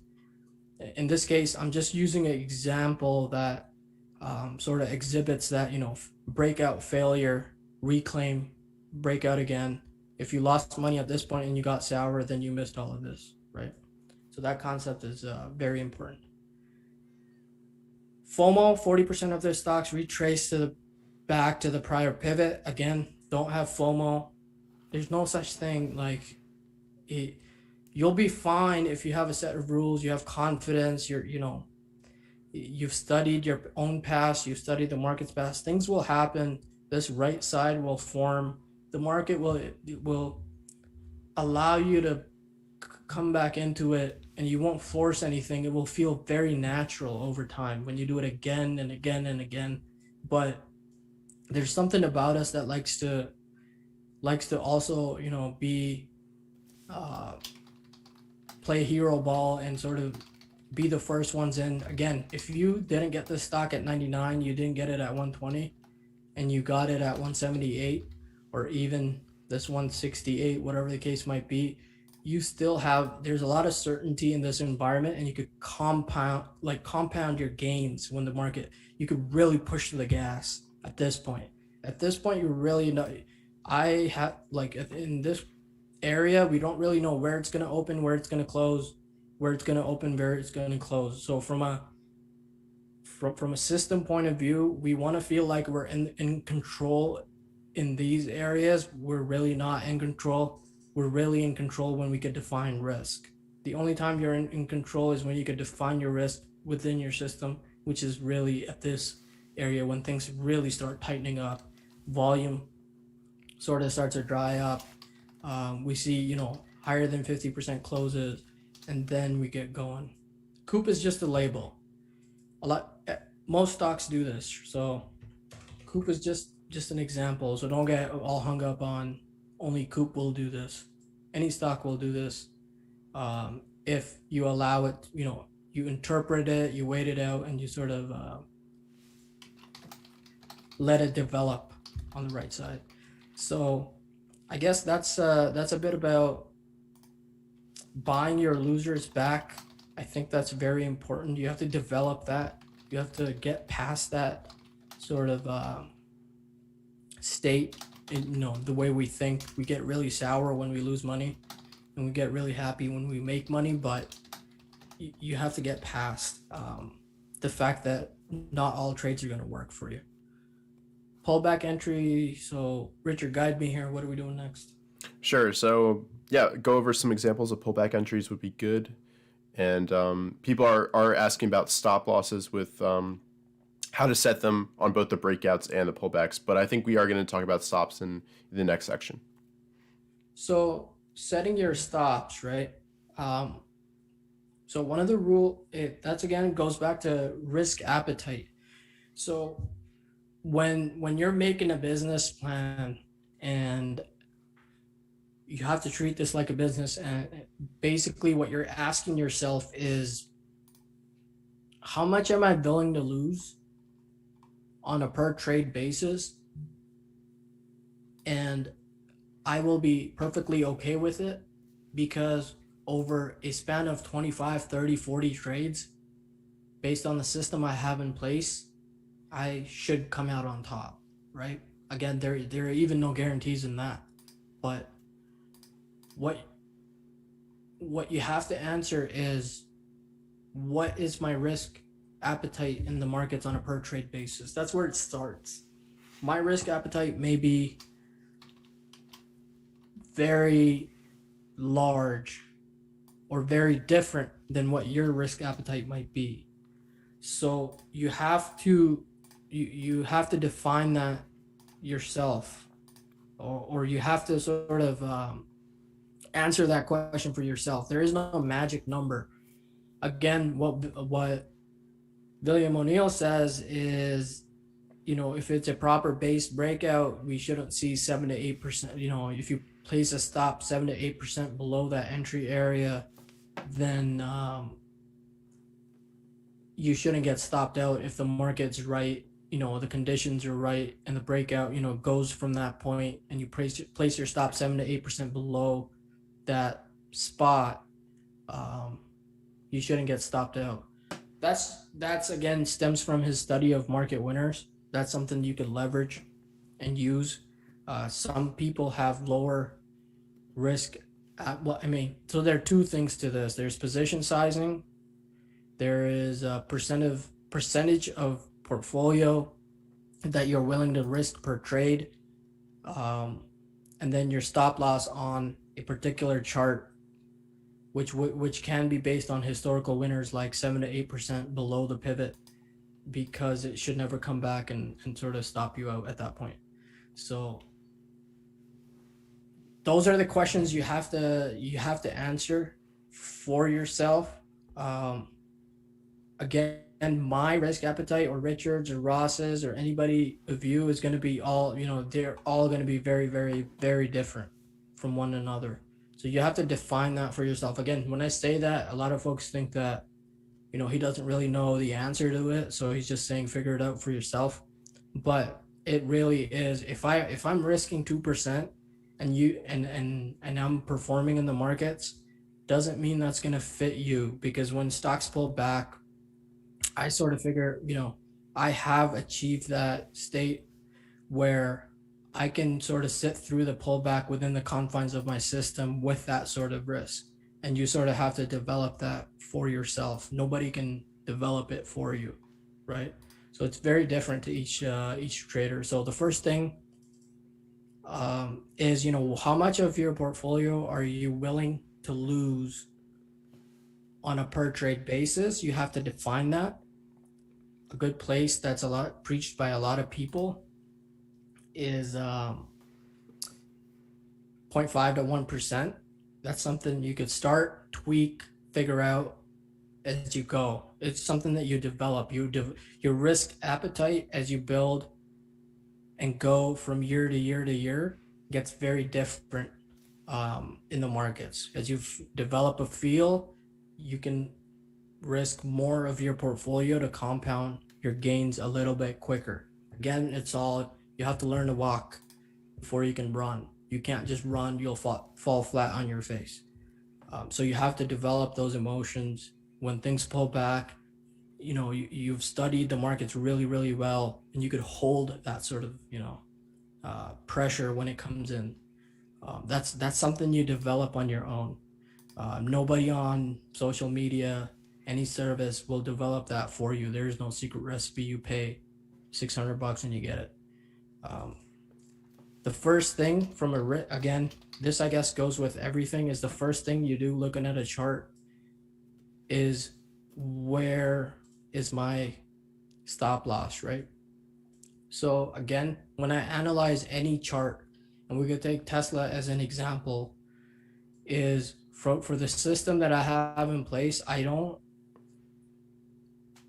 based on what I've studied in the markets and my convictions and my edges and whatever the case might be, I've never made consistent money when a stock is below its 21-day, below its 50-day, below its 10-day, below its 65 EMA. I just have not made money doing that in the past. So I'll be very stubborn and sit until it looks like something that made money, that made me money in the past. And that's just because I'm not in the business of buying 600, praying and hoping, going to sleep, hoping that this happens. That's just, it will end very badly eventually. If you do that and you bought here, you probably sold here, and now you feel bad here, and you're sort of thinking, oh, the market's out to get me. No, the market's not out to get you. You're just doing something that's outside your risk appetite. You're just doing something that it doesn't fit you, and you're just trying to do it because someone around you might be doing that, and trying to portray that they're making a ton of money, not which is fairly, like, it's rare for someone to buy this low, sell here, get short, get this, get that, and then just be 100% right. That's just not true. So again, you have to sort of go back to yourself again at this point. So going back to the agenda, the first question you should be asking from a managing risk point of view is, where can I define my risk on the chart? If you can't define your risk and things are outside the confines of your system, then you sort of have to wait for the stock to tighten up, volume dry up, whatever the case might be that you're looking for. It has to fit your risk appetite, and that should be written down. Is I will only execute if I can manage my risk in the markets. We try to play at the pace of the markets. A lot of times we try to play at the pace because the pace is changing. We think that the market, this is now the new normal all of a sudden, and we have to shape ourselves to the new normal. This is not the new normal. If you studied, again, you go back in history and you study 10, 20 years of market winners, this is not the normal. This is just emotion. It will come back, it will do whatever it needs to do, and then start trending up. You just have to wait for that. We try to bend with the markets. Usually, if you want to bend backwards, it's not a good idea to be doing that. You lose a lot of money doing that. So I guess that's a little bit on risk. Again, you have to define your risk on anything that you do, and you have to come to terms with that. Over a series of trades, if I lose 5 in a row, I have 5 losses in a row, that confidence that you have in your system will allow you to pull through and keep going, because you know that eventually, over a series of trades, you will come out on top eventually. And that is exactly what's sort of important in all of this, is you need that confidence, because when, quote unquote, a lot of people are making money here,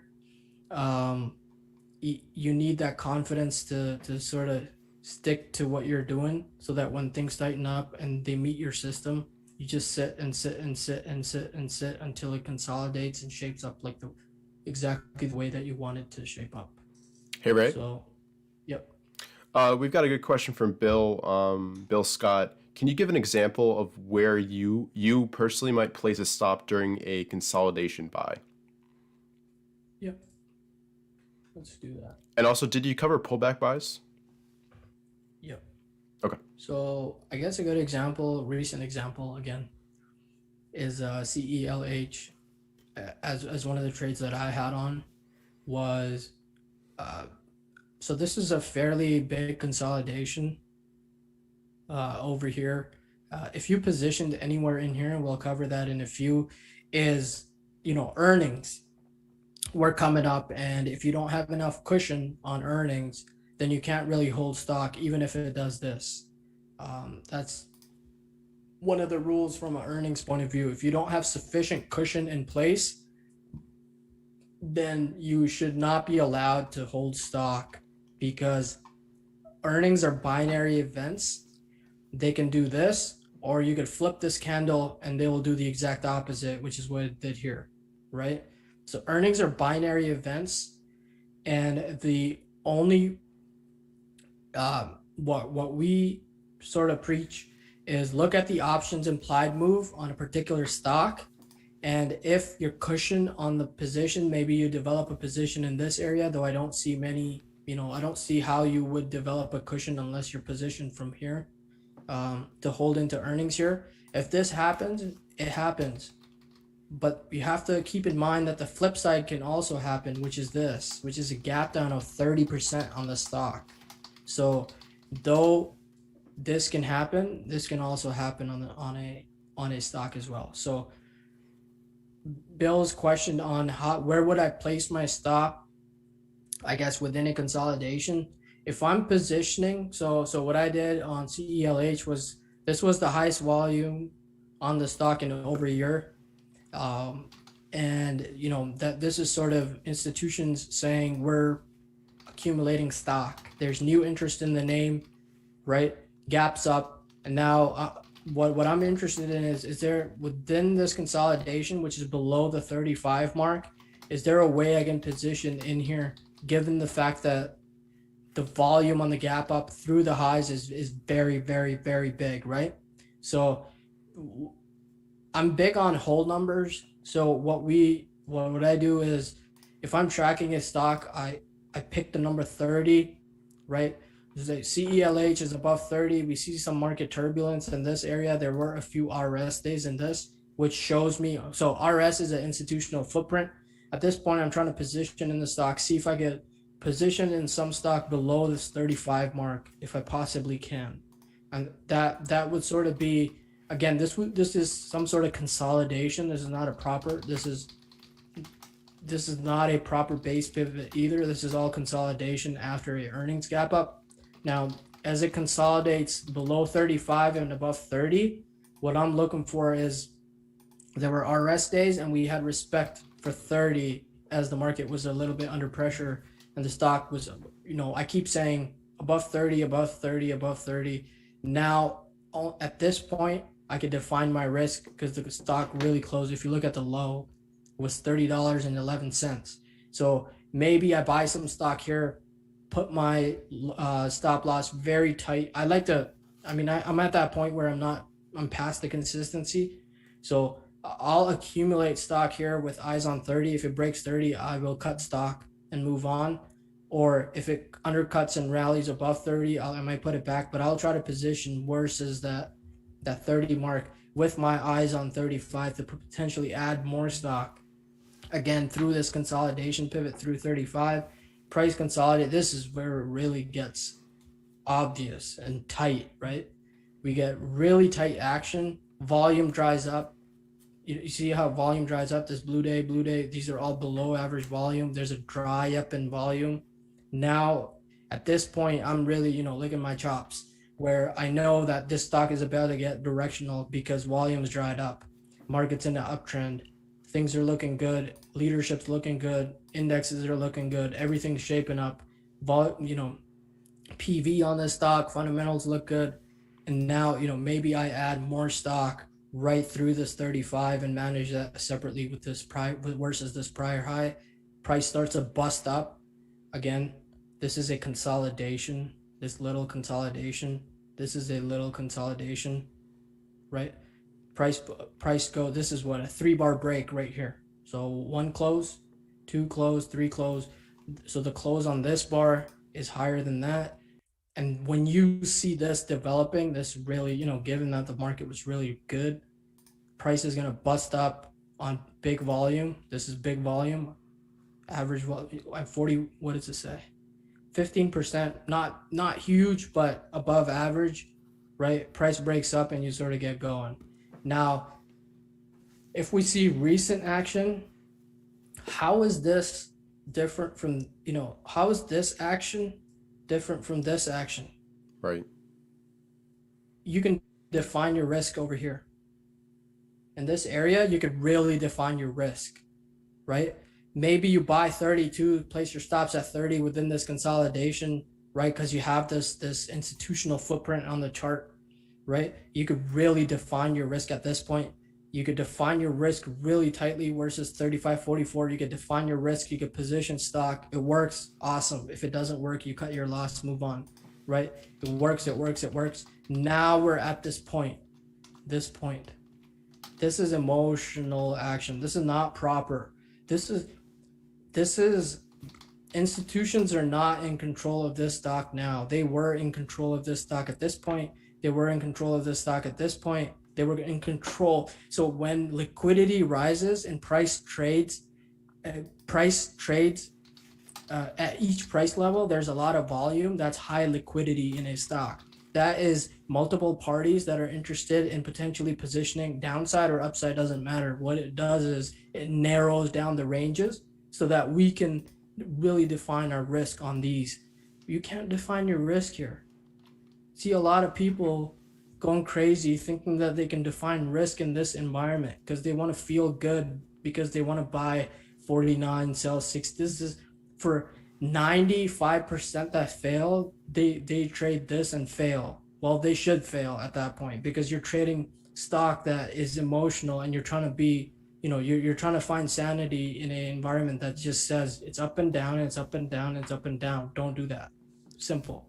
So what was the question again? It's about defining risk. And I guess another question that would be good is, as the stock makes profit for you, how are you managing that stop loss as you get a gain and want to kind of follow the stock up and protect yourself? So there are a few ways to go about it. Again, one of the things I highly recommend you guys go by 24 Essential Lessons for Investment Success. That's by William O'Neill. Is if I start positioning in a stock in this area, I bust up and it comes right back in, and I miss, I lose all the progress. If it's up, 10%, 15%, again, and we're talking 2020 markets, 10%, 20% is like days, not weeks. If it comes back in after, if it attempts this, above the 35, and I have stock in this 30, 32 area with my risk at 30, it goes up here and it reverses completely and comes back to the 30 area where I positioned. At that point, I want to protect my cost, because if the stock is up multiple points after I positioned in it and it reverses back, I have to reevaluate what's changed and what's causing such action in a stock, right? So that is one of the rules where if it makes progress, in the consistency phase, you want to keep things black and white. So 10%, you take a third, move your stops to even. Maybe that's a route that you want to go. Or 15%, you take a third and you move your stops up to even and see how it goes. So that's sort of how I approach it. Is if I'm positioning, I've done a lot of my homework already, and I really do like, the price volume formation, the institutional footprints, the quarter over quarter sales, EPS, funds increasing, all that good stuff. So I've done my homework at that point, and then it starts acting weirdly and not doing what I've planned for, then I'm protecting my cost at that point. Gotcha. And I guess moving on, did you have more to cover when it comes to stop losses, or do you want to talk about position management and sell rules now? I think that's pretty much. I mean, do folks have questions? Let's see. If you have questions about stop loss management, feel free to leave them down below in the chat right now. And we've got one from VJ here. Can I keep the trailing stop? Can I keep the trailing stop for a trade and let it run and take profit when it falls? Yeah, a trailing stop will follow a stock price up, and then once the stock price stops going up and reverts back and takes out the stop, that's when it'll take profit. And we also have a question: are stop losses set on a daily basis? Personally, I check them daily pre-market to make sure that they're still relevant, and if they need to be updated, I do that then. So I guess we can sort of slide that into to a daily routine and what it should look like. Right. If you want to do that. Well, did you want to cover sell rules first? I think that's next on the agenda. Sure. So sell rules again. What we have here for stop losses is you define your risk per trade, and you sort of come to terms that if a trade goes sour, you will lose X amount, and you have to be okay with that. If that's 0.2%, then make it 0.2%. It doesn't have to be 1%. Whatever you're okay with. again, we're all okay with 0 losses, but that's just not realistic, right? So you have to be okay with the fact that you will lose in the markets, but you have to also look at it from the flip side where you will come out on top over a series of trades if you have a good system in place. Limit your loss without exception. So that's one of the things that if you're down 7 to 8%, there's no reason to be holding stock. If you're wrong, you're wrong, you're wrong. You're just wrong, right? The market's telling you you're wrong, so you get out. There's no, it becomes an ego fest with many of you where you think if I hold it for 3 months, it might do this. When you put in a play, you put in a plan in place and you're executing that plan should have a stop loss. And if it hits it, it hits it. You're dead wrong, get out. There's no ego. The longer you have the ego, the shorter you'll last. That's just how it goes. Firm 70%, that's what O'Neill says. Does that fit, what the stock is doing and its personality? You have to answer that question. That's the O'Neill methodology is a basis for many traders. It's not the iron fist that you have. It has to be 7 to 8%. Again, it goes back to you defining your risk appetite.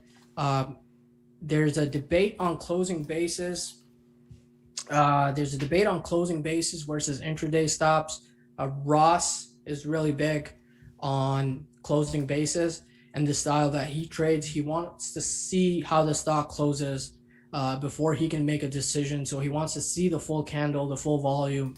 And some traders go for the intraday where the way I approach it is if I'm positioning in this consolidation area with this volume at my back and I've defined my risk at 30, if it closes a hair below 30, I might hold it. Depending on the market environment, I might not hold it. If I'm down usually more than 4 to 5%, I cut it because I've done something wrong. I don't spend time figuring out why I'm right and the market's wrong. That's not the mental state you want to be in. Never average down. So in the consistency phase, you'd never want to average down. It's just in any phase, you never want to average down. There are certain exceptions, but that's, 10, 20, 30 years when you build that experience and you're building it and you're accumulating shares, right? Over a span of time, that's a different story, but don't average down. If you bought 35 and I'll buy more, I'll buy more. There are no guarantees that this is going to go up, but if it keeps going down, then there is a guarantee, and that guarantee is you're going to lose money. So don't average down. Moving stop losses, there are a few ways to be doing that. When we're early in a trend, and when we're over, I guess we could just keep using the same example, is when we're over in this area, right? I look at things from a moving average point of view. So if I'm positioning here, and we're very early at this point, if you how the market feels and all that, I'll sort of I'm more worried about my average cost at this point. If a stock comes in and challenges my average cost, I will cut it and sort of buy it back and see how it goes, because we're still very early in this whole consolidation area, this little sideways action consolidation. So at this point, I'm not thinking about moving averages. I'm thinking about what is my cost, how do I protect my capital, I'm thinking from a cost point of view. As it starts to make progress, now I'm thinking about how long can I hold this, how long can I hold this particular stock. So then at that point, I'm thinking from a moving average point of view, which will allow me to, so the market said I'm right. If this breaks out, so it breaks out above here, market said I'm right. I'm doing well. Whatever I planned out, whatever evidence that I had in place, based on my buy rules for consolidation pivots was right. Comes up above the pivot. Maybe I add stock here. Maybe I don't, depending on the day, the plan that I had coming in place, and all that. So at this point, if I do add more stock, my average price rises and it's still below one of the KMAs, then I start looking at it from a moving average point of view. And that completely, the situation changes when you're over here or over here. At that point, you want to protect your average cost, and maybe you go 3 to 4% below pivot as your stop loss. But as you start making progress on a stock, then you can view it from a moving average point of view at that point. So there are two things to that. So moving average point of view is when you start making progress on a particular stock. Cost basis point of view is when you're developing a position through consolidation pivots, through base pivots, and you could use that 5 to 7% stop loss on your position initially, but when they start making progress on it, you could switch to the moving average point of view. We talked about round trips and pullbacks, right? If a stock is up and it starts to round trip, again, one of the things is volume adds evidence to what price is doing. So I don't know if you guys want to write that down. Volume adds evidence to what price is doing. So if price is retracing on below average volume, you have to give it a little bit more of a benefit of doubt than if price is retracing on above average volume. So volume gives evidence to what price is doing. That's how you go about interpreting action in the markets. If price is retracing on below average volume, then you still have to hold. But if it completely round trips and your average entry, for example, is in this area, so let's say 2300 as a whole number, right? Price comes back on below average volume, challenges your cost. You sort of have to hold that through, sort of let it run, but never let a winner turn into a loser. That's sort of one of the worst feelings ever, where you buy stock, you were right for a very long time, and then it starts to reverse, goes through your entry price, and now you're hoping and holding, thinking that it will do the same thing again. That's not what you want to be in, or a state that you want to be in. So that sort of covers the break-even stop, 10% or more. Again, all of these, you have to make them personal. These are just tips and tricks that folks that have been doing this for a while use, so that they can always be on the right side of the market and not, try and figure out why they're right in the markets. So I guess that covers stop losses. What do we have next? Yeah, so I guess if you want to talk about your sell rules and how it changes based on your profit cushion, and basically how you scale in and out of stock, I think would be a good topic to cover.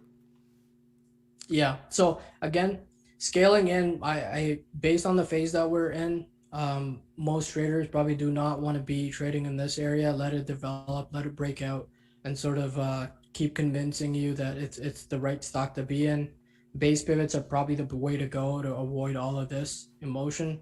But the way I position is based on where I am in my journey, which is very different than many of you, is going to be, you sort of, I would position stock in this area as it makes progress. Then I will look at the base pivot, position more stock, and then start managing from a moving average point of view as it makes progress. Seeking consistency. So what do you want to cover next, Richard? Well, do you want to move on to mindset and routine? I think that's something that's extremely important, even more important than the rules. Yeah. So this is one of the articles that we have on the TL private side. So having a daily routine is fairly important, and some of the elements that you guys can take away from today, I think, would be having a daily routine where maybe you could do it every 2 days, depending on your personality, lifestyle. Maybe you're busy at work, whatever the case might be. But I think it's important to sort of have this structure. This is a very basic structure to what we're doing, right? So the first thing that we start with is what is the markets, and we sort of covered that in the Google Doc before. What is the market trend? What is the market doing? What is leadership doing? Write it out, in sentences, and sort of talk to yourself. This is what the market did today.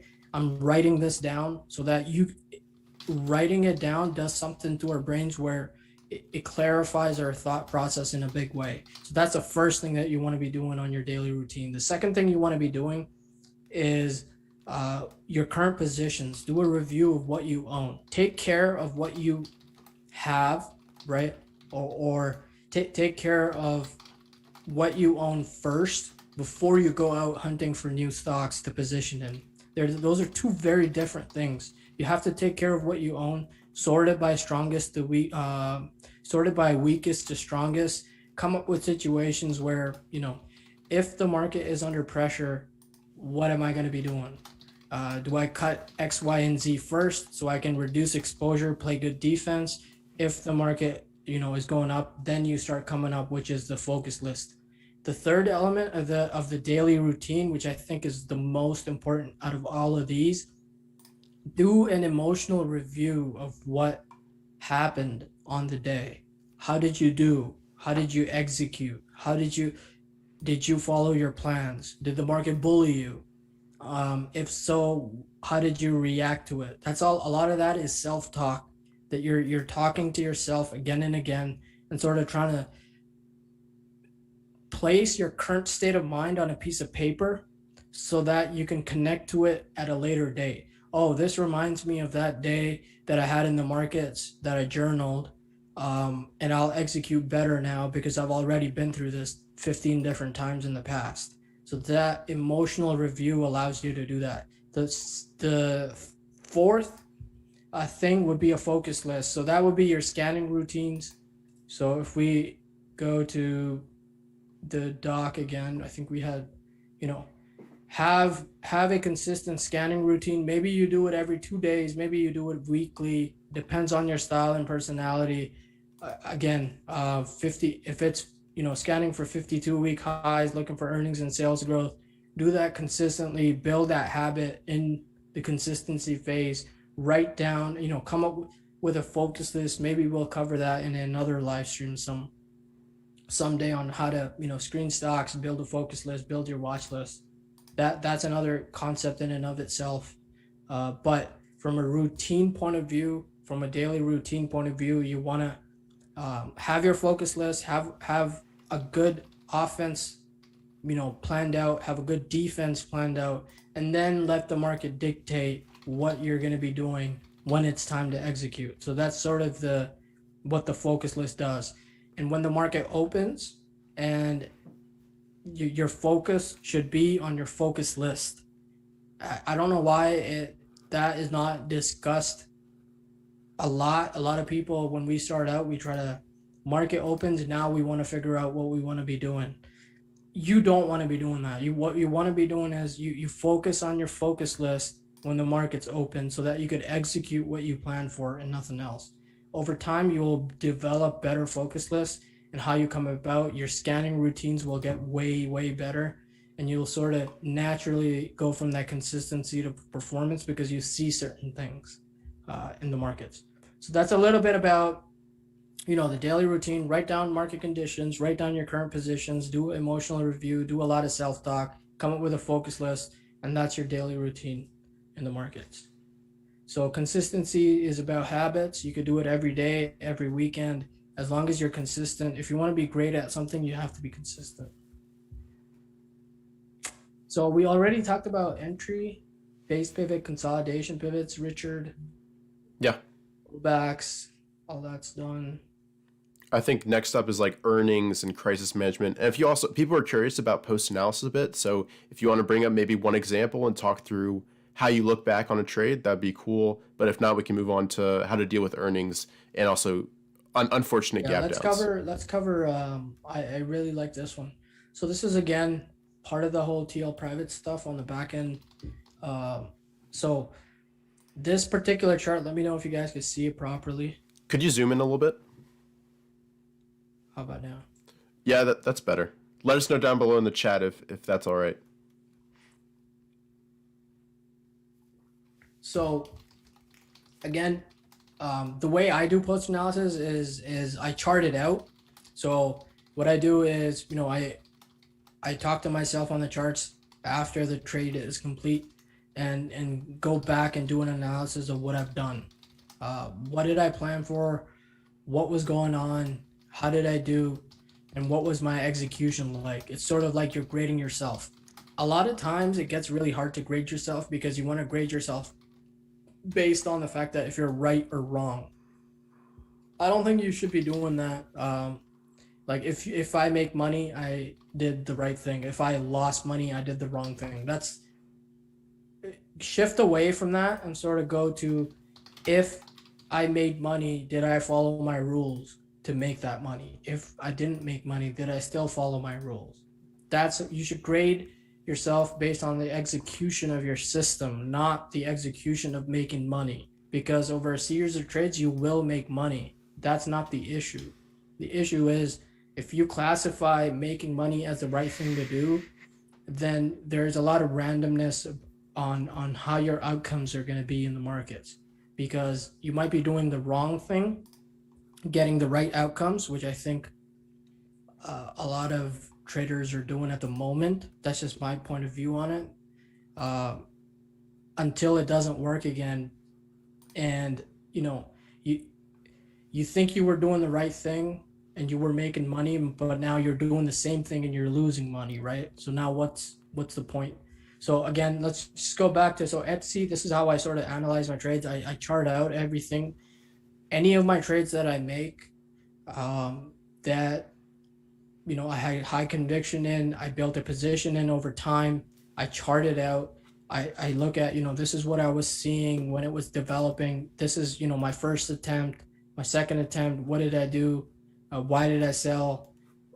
I sort of write that out and then I print it, and sort of place it in a binder where if on a bad market day, I open that binder and go back and see, what did I do on successful trades? What did I do on unsuccessful trades? Am I doing that again?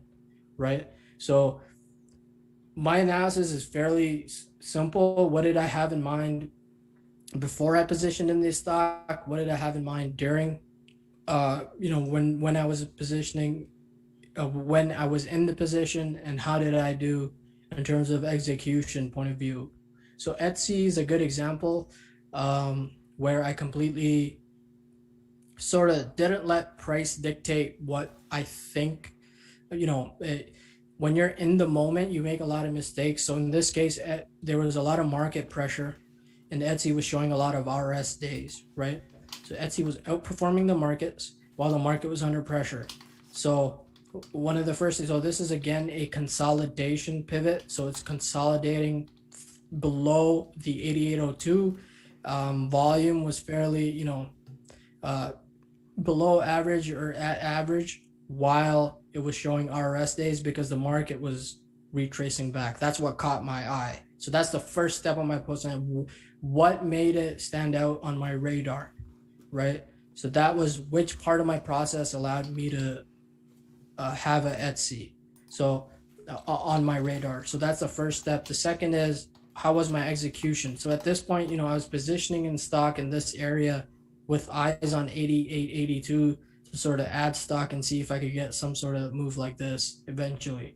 What I ended up doing was, even though I was up on the position, 82.93 is when I bought, and then at 2:08 p.m. at 86 I sold, because during that time I thought this was wedging action, because price was moving up on decreasing volume. So that sort of played into my analysis at the time, that even though it's showing RRS days, markets under pressure, IOF markets are active, the recipe is there. It's just that in this case, again, doing post analysis, you want to be realistic to yourself. I said market under pressure, so reduce exposure. So I sold all my stock in Etsy. But the mistake I made here, and we just covered that, is buying back a stock that you sold already. Even though this made me money, it attempted a breakout at this point. Again, it was just a big RS day. The market's still a little bit iffy, and I didn't buy it back. And I sort of missed that consolidation pivot that it formed in this area. And that's, doing that post analysis. If I see the situation again, maybe, I build a rule where I say, if I'm positioned at 82.93, I sort of let it stop me out instead of guessing that this is the action that should, I should sidestep. So maybe that's one of the things that I learned from this. Again, rules are made after a series of trades that you see. So if I see something like, if I'm doing this attempt to on Etsy and it's showing up again and again and again in my post analysis, then maybe I could develop a rule that says, let it stop you out. Don't try to pick a top, or, let the market completely cave in. If it does, this stock that was at 86 will come back to 82 and you could sell it flat, and that's okay. And that maybe gives me a chance in this scenario to sort of ride a stock that I had at, positioned in this area, but I sold it because I felt the market was under pressure. So that's how I go about doing my post analysis. I'll just do one more example. There's actually a good question, Ray, when you get the chance. How soon after the trade do you go back and look at and analyze it through post analysis? I go, well, it depends. If I try to do end of month, end of quarter, that's what I go for. I just write it down. If I get stopped out of, something, this past week was much busier than usual because just got stopped out of everything, right?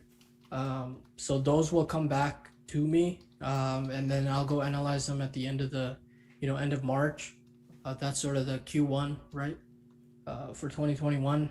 Mm-hmm. I'll go back and do those, but I don't do initially. Maybe you should be doing it more frequently, but as you build experience in the markets, you could do it on a monthly basis or on, Q1, Q2 basis, and go about it that way over time. But make sure you do it. Doesn't matter. I see a lot of people say, I have a journal in my head because I've been in, 20 years in the market. And then when you ask them that the current market situation is exactly the same as October 29, that journal is still in their head and they don't see that fact. So make sure you journal on paper. Journaling in mind, our brains get older, they don't get younger. They don't get sharper, they get dull. So the fact that you want to write those things down so that you could refer to them when things move on, and you could go back in time and sort of refer to those situations. Another one I want to quickly share is Amazon. So again, it's the same thing. The trade log, I'll write down my buys and sells. Again, I was positioning in this consolidation because I saw a dry up in volume. This is a consolidation pivot. Remember, we covered that this is our base pivot at the very top versus the prior high. So if I'm positioning, doing a post analysis, I positioned in stock here. My average price was the best price at this point, and then stock making progress. I started to go for it from a moving average point of view. I sort of tracked it from a moving average, and then when it did, felt a lot of portfolio pressure at this point. The stock scaled back off the highs, right? Whipped down, felt a lot of portfolio pressure, and I exited the position right over here based on how I felt, what my sell rules said, and they said it's time to get out, so I got out. And then it sort of luckily it didn't go up too far from where I sold, but sort of started consolidating. Again, don't do post analysis based on the fact that, oh, I sold here and it just kept going. My system must not be doing what it's supposed to do. You just have to be consistent in your ways. If you sell here, if it does that, it will probably shape up here again. Maybe volume dried up, starts consolidating. You could always buy it back for this, but then it will stop you out pretty quickly, coming back in, and it just consolidates. So post analysis, get away from. I would get away from associating making money equals I did the right thing. Not making money equals I did the wrong thing. That's not what post analysis is. Post analysis is, what did I plan for? Did I execute what I planned for? How was my execution? Do I see a pattern of inconsistency in following my rules based on my post analysis, and what could I get better at or tweak within my rules after I do my post analysis. Again, one more thing, rules are stem from a series of trades. Don't make a rule that Amazon did this, I need a new rule for it. That's not how it goes. Just do it over multiple, series of trades. That's weeks and months. And you have enough evidence to sort of tweak those rules that you have. So that's a little bit about post analysis. I guess we'll go through the outline that we've planned just so that I'm not missing anything. So we went over examples of Amazon and Etsy, what is going on, how well did you execute your rules and plans, buy rules, and how the trade ended. Consistent post analysis will allow you to refine your rules. Again, you have to know consistency phase, performance phase. That's sort of the big picture here today. So grading, right? There's intellectual honesty. There's a lot of intellectual honesty involved in when you're doing post analysis. Get away from the whole I made money, so I did the right thing, that sort of mindset. You either followed your rules or you didn't. Doesn't matter if you make money or not. Money is a byproduct of a system that you have in place. If you follow that system consistently, you will make money. Analyze your buy points, grade your execution. Same with sell rules. And I think one of the things is, if you want to leverage social media outside the whole stock pick alert thing that's going on, is ask people what they think about, when you do a post analysis, post it, tag people, and see, get a second opinion on it. I think that's the power of social media that people should be using. They shouldn't be using it to follow some guy into some trades every single day and see if they can make a little bit of money. So post your post analysis, tag, folks that are fairly active on Twitter, get their feedback, have conversations like that. I think a second opinion on any of your trades and any of your post analysis, if you do that and you post it, I think that's a healthy thing to be doing, because sometimes other people see things a different way, and you could always get better at what you're doing in trading. I think printing out is a big thing. When you print charts, you sort of see them in a different way. You sort of see them from a different lens, and it gives you a completely different perspective. At least that's what I feel when I print out trades, place them in a binder, and I sort of always have that binder that I'm flipping through. Oh, this is what I did on Amazon back in 2016. This is what I did on the Tesla early in its stages, things of that nature. This is optional, but I highly recommend that you guys do that.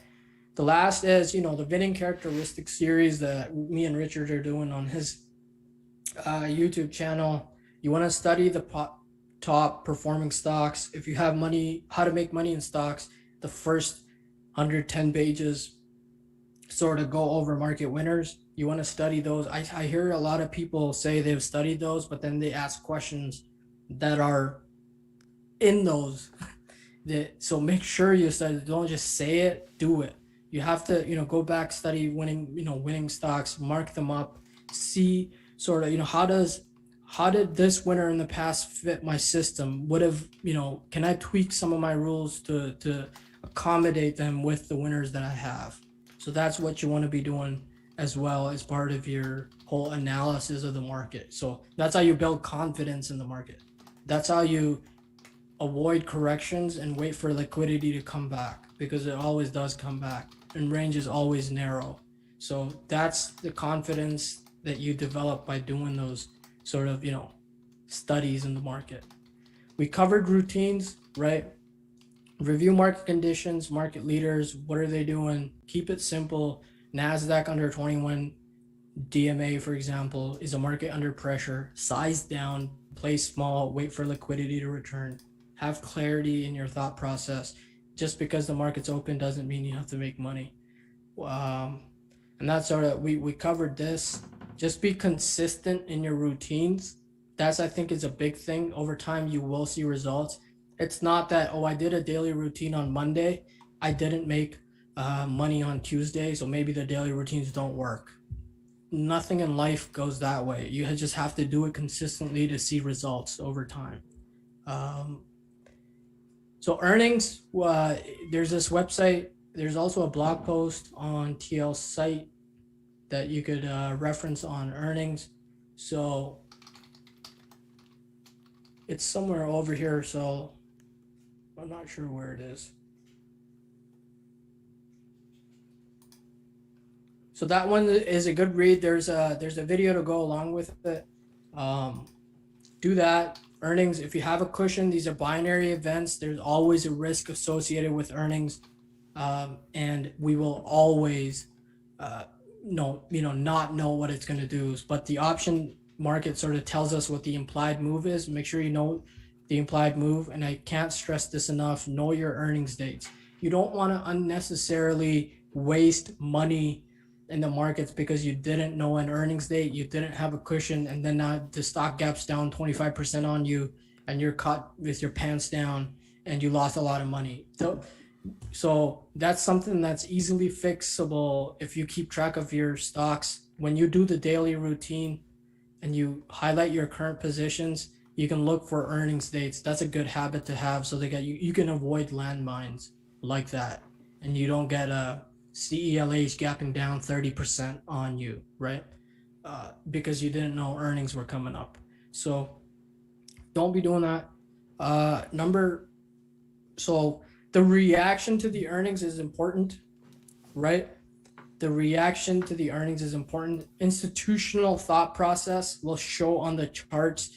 Institutions will accumulate stock in tight ranges after the fact. You will get to position in it. You just have to watch for that reaction, watch what it is, and sort of, again, go back to, can I define my risk? A lot of traders, when you're in the consistency phase, don't trade after market hours. I see a lot of folks trying to be something that they're not and try to trade the after hour markets without really studying what they're doing. There are folks that are really, really, really good at doing that. Like really good at doing that because they've studied, what the volume criteria should be after hours, after a earnings reaction to scale into a stock. If you haven't done that, that's outside your system, then don't do that. The moment that you follow someone is the moment that you shorten your lifespan in the trading industry or the trading domain. Don't follow anybody into anything, anywhere, at any moment. It has to stem from you, where, is this part of my system? Yes. If it is, execute. If it's not, then no. Leave it alone. It's not your domain. A million other people can make money from it. If it doesn't fit your system, it doesn't fit your system. You have to allow it to fit your system so that you can do those sort of things. So some random guy on Twitter buying shares after hours, if that's your conviction, you won't last. It's temporary gains and long-term failure is what you're setting yourself. You're setting yourself up for such a thing at that point. So I guess I'll stop rambling here. That's a little bit about earnings. Watch the reaction to the earnings, the numbers, again, with the canceling methodology, the guidance, future estimates, current quarter sales, return on equity is important, and the reaction to the earnings is important. If it's down after hours, what I do is I'm waiting and seeing what the close on the next day is, to make a firm conclusion on what the institutional thought process is. I don't like to waste my brain cells looking at after hours. Maybe it's down 10%, swings up 10%, does a little U-turn, whatever you want to call it.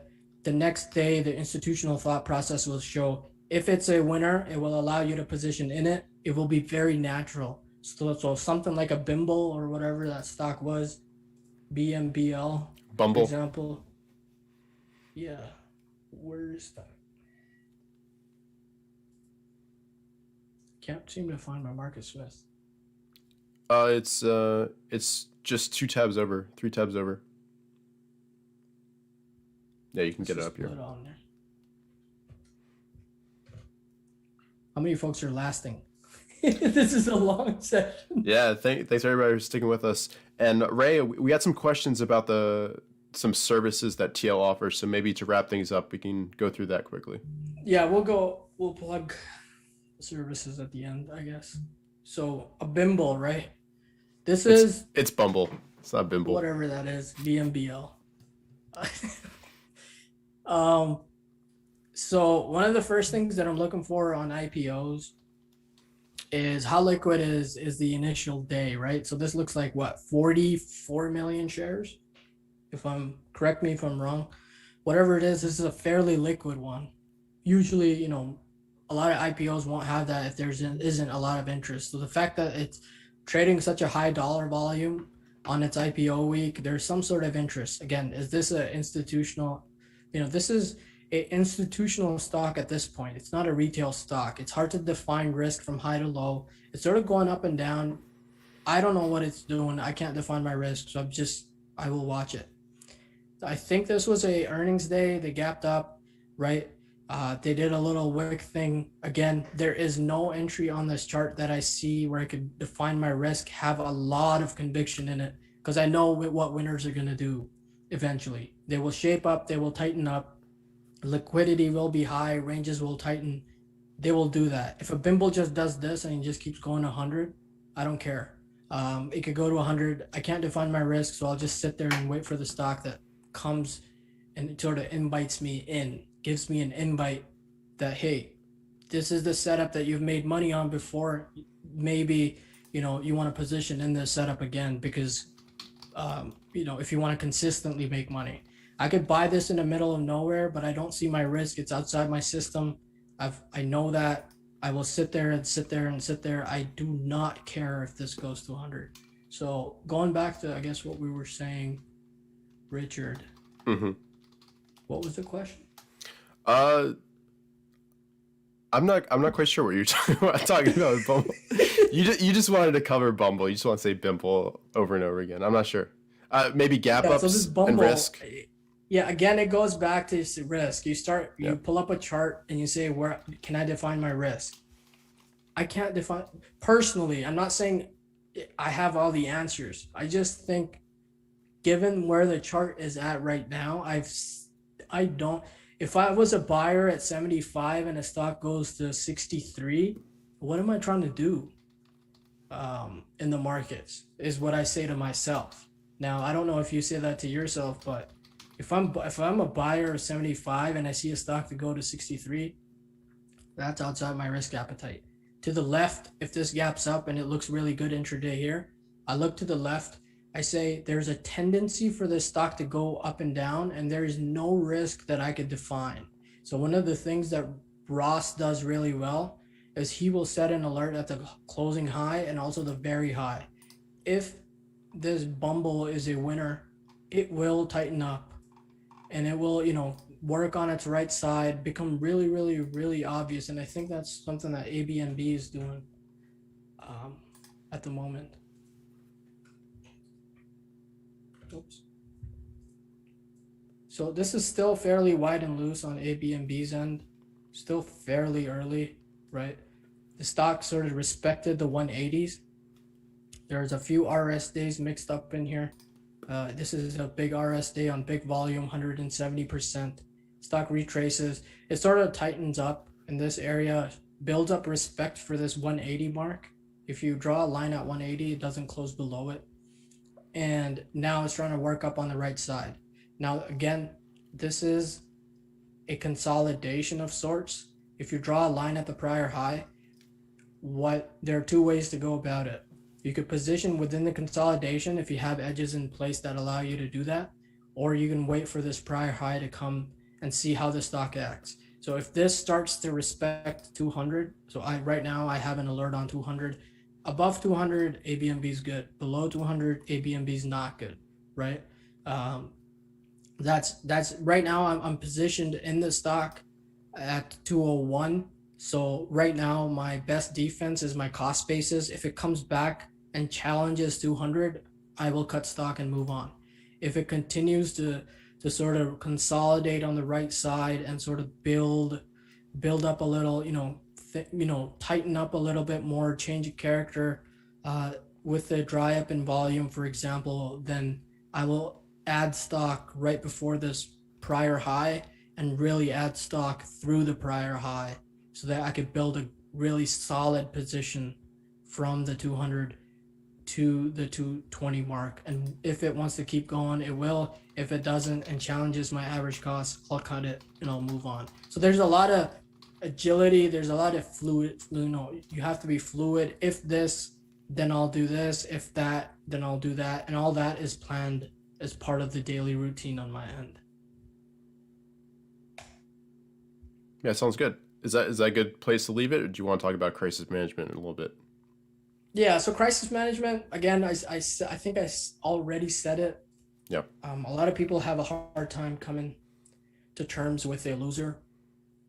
If you lost money in the stock, if you're positioned, say even over here, right? Me personally, I never thought this was proper action. This was really the last entry area, right? So this is a gap up. It goes through the prior day high, fairly advanced entry, trends retraces. This is sort of sideways. This is an invite for you to position in it at this point. Goes sideways, market's still hot, right? This is sort of the proper entry. Now it's acting a little bit crazy. Gap up, slap down, gap up, slap down. It's emotional now. So, for example, I mean, if you positioned in stock here and it opens and it challenges your average price or goes below your average price, if you positioned over here and it opens below your average price, Richard calls that crisis management. Yeah, when you're in a crisis, just cut stock because the market said you're wrong and there's no point figuring out why you're right, even after a 30% haircut or whatever this was, X amount of haircut. These will happen. I'm not saying these shouldn't happen. These will happen. Once in a while, you'll catch a landmine, and these are things that you can't control. But what's important is when it opens here, and you're hoping that somehow magically something's going to happen and it's going to go from $90 back to 123. That's hope. And hope is not a strategy. Hope is just you're hoping something happens so that at the moment you're hoping, just cut stock because that recipe will, let's say you were up slightly or you were down 20%. Now the stock does this. The hope that you had here turns into, despair at this point. So just if you're wrong, just cut stock, move on. Don't try to spend time figuring out why you're right and the market's wrong. The market is always right. So that's what crisis management is about. When you're wrong, you're wrong. Again, I don't know how many times I've said that today, but don't build a bias. Story will remain the same even if a stock sees a 30% haircut. It's just the market is saying that now is not the time, and your average price is, if you're down 10-15% after a gap down, cut it. There's endless other opportunity. You will catch landmines once in a while. That will happen. It does happen. It's happened to me. It's happened to Ross on SRPT a couple years ago. So it happens. So crisis management, the thing that's important is once that happens, just move on. Don't marry a stock, and don't say I will hold it for 6 months and it might do this. So. All right, do you want to wrap it up with a quick overview of the services TL offers? Okay, so sales pitch. Again, I will be fairly we don't like doing sales pitches or whatever. What we do at TL, much of it is, Ross has the top 10 report going. It's a bunch of ideas. He goes, he states his thoughts on current market conditions. Let me just pull that up so folks can see. Sorry about that. So again, we sort of have a market bar that goes through what the current conditions are, what the sentiment is, what liquidity looks like, and what the status is from our point of view and sort of our take on the markets. Then Ross sort of writes up what he thinks, and these are usually, they get longer as we get more into a corrective state. They get shorter when we get into an uptrend. He goes over the indexes. Again, we sort of covered that in the daily routine. He sort of maps out what the indexes are doing, what his thoughts are, what he sees on the charts, and then he highlights stocks that he thinks might have intermediate consolidation pivots or base pivots that catches high. So this is sort of leveraging Ross's experience in a way in the markets, and this is sent out. It's sent out Sunday and Sunday mornings, and Tuesday nights. So that is a little bit about the top 10 report, I guess. I'm not really good at these. Private access, I'm sort of, that's the mentor stuff that I'm doing.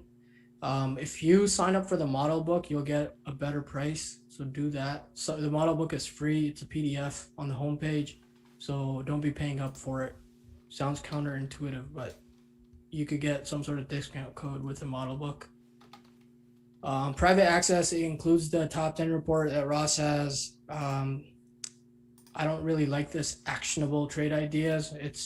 I'll point out charts that I see are shaping up. The onus is on you as a trader to internalize all the information we present. We are not a stock picking service. This is not a daycare that we're running where I have kids that I have to manage at 9:30 to 4 p.m.